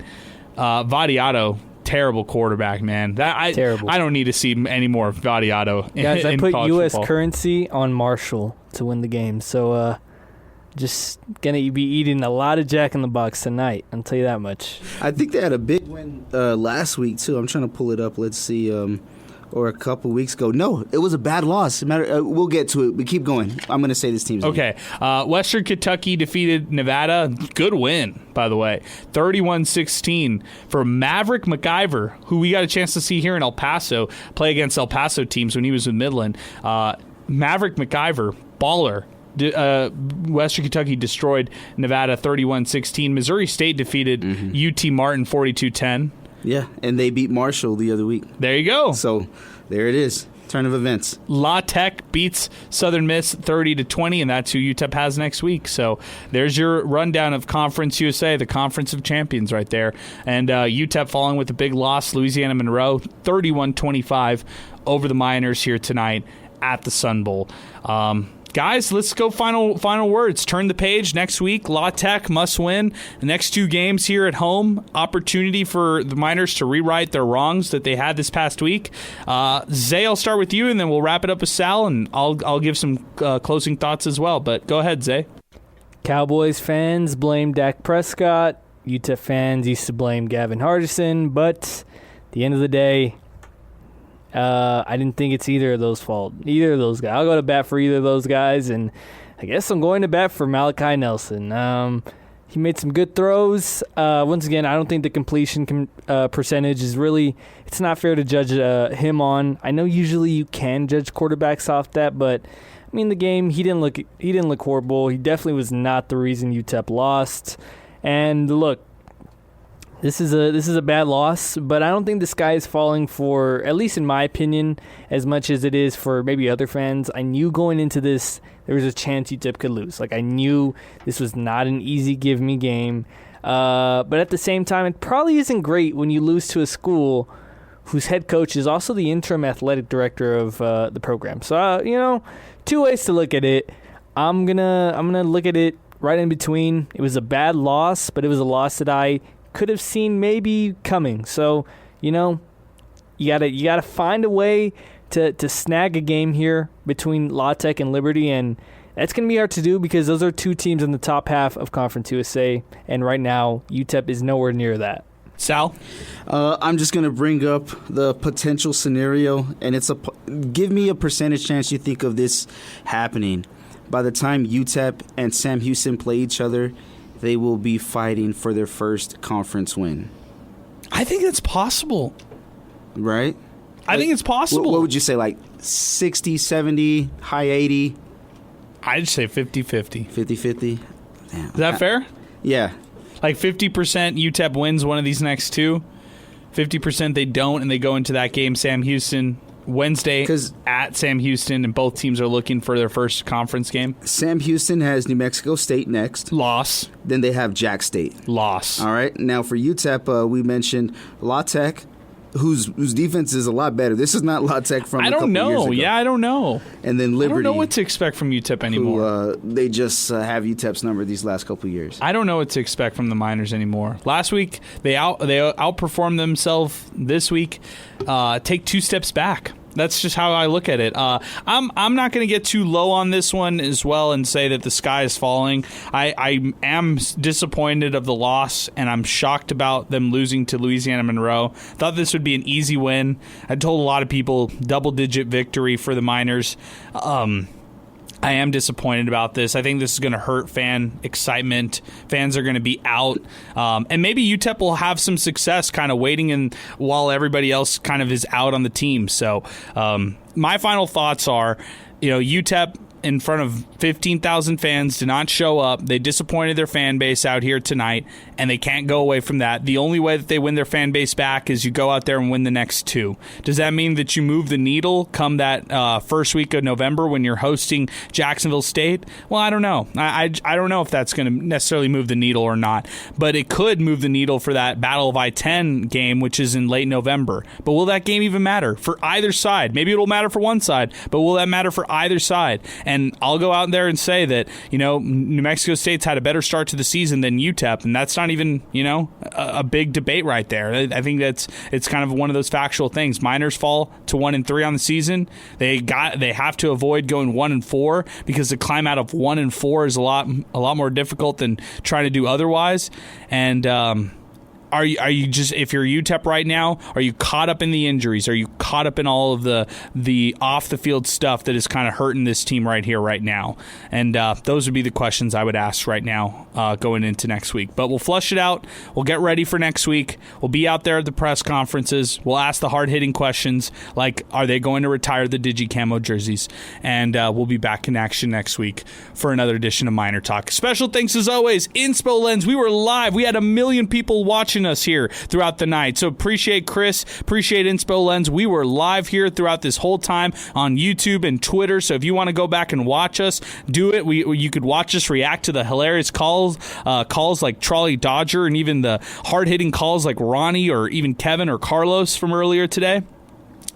Definitely watch us on YouTube, watch us on Twitter and X, and then a special thanks to everybody here in the building: Sal Montes, Zay Galindo, I'm Adrian Broadus. We want to give one final thank you to Jack in the Box, our presenting sponsor here on Miner Talk, along with Boomy Dental, Thomas Adams Apparel, the District Pub and Kitchen West, New Start Homes, and 9 off tonight. Over 2-hour broadcast here on Miner Talk, presented by Jack in the Box here on 600 ESPN El Paso.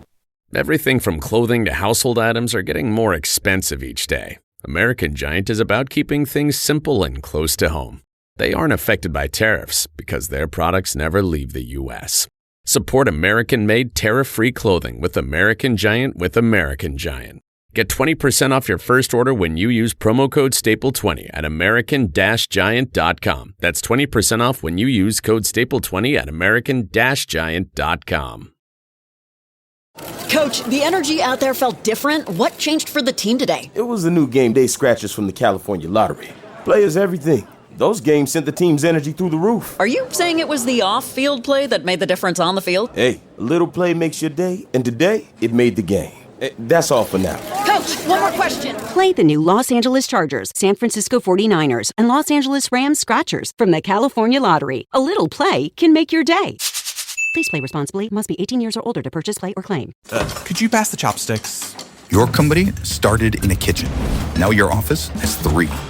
Your team of 5 grew to an army of 500.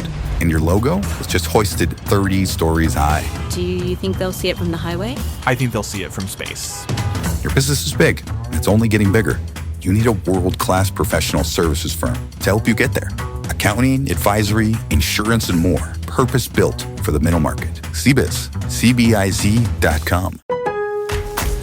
Pro Savings Days are back at Lowe's. My Lowe's Pro Rewards members save even more with limited-time doorbuster deals. Save $5 on 24-count Contractor's Choice 42-gallon trash bags, now just $14.78. Plus, get your choice select DeWalt Elite Series saw blades for $9.98. Not a Pro Rewards member? Join for free today at Lowe's. Valid through 9/17. Selection varies by location. While supplies last. Loyalty program subject to terms and conditions. See Lowe's.com/terms for details. Subject to change.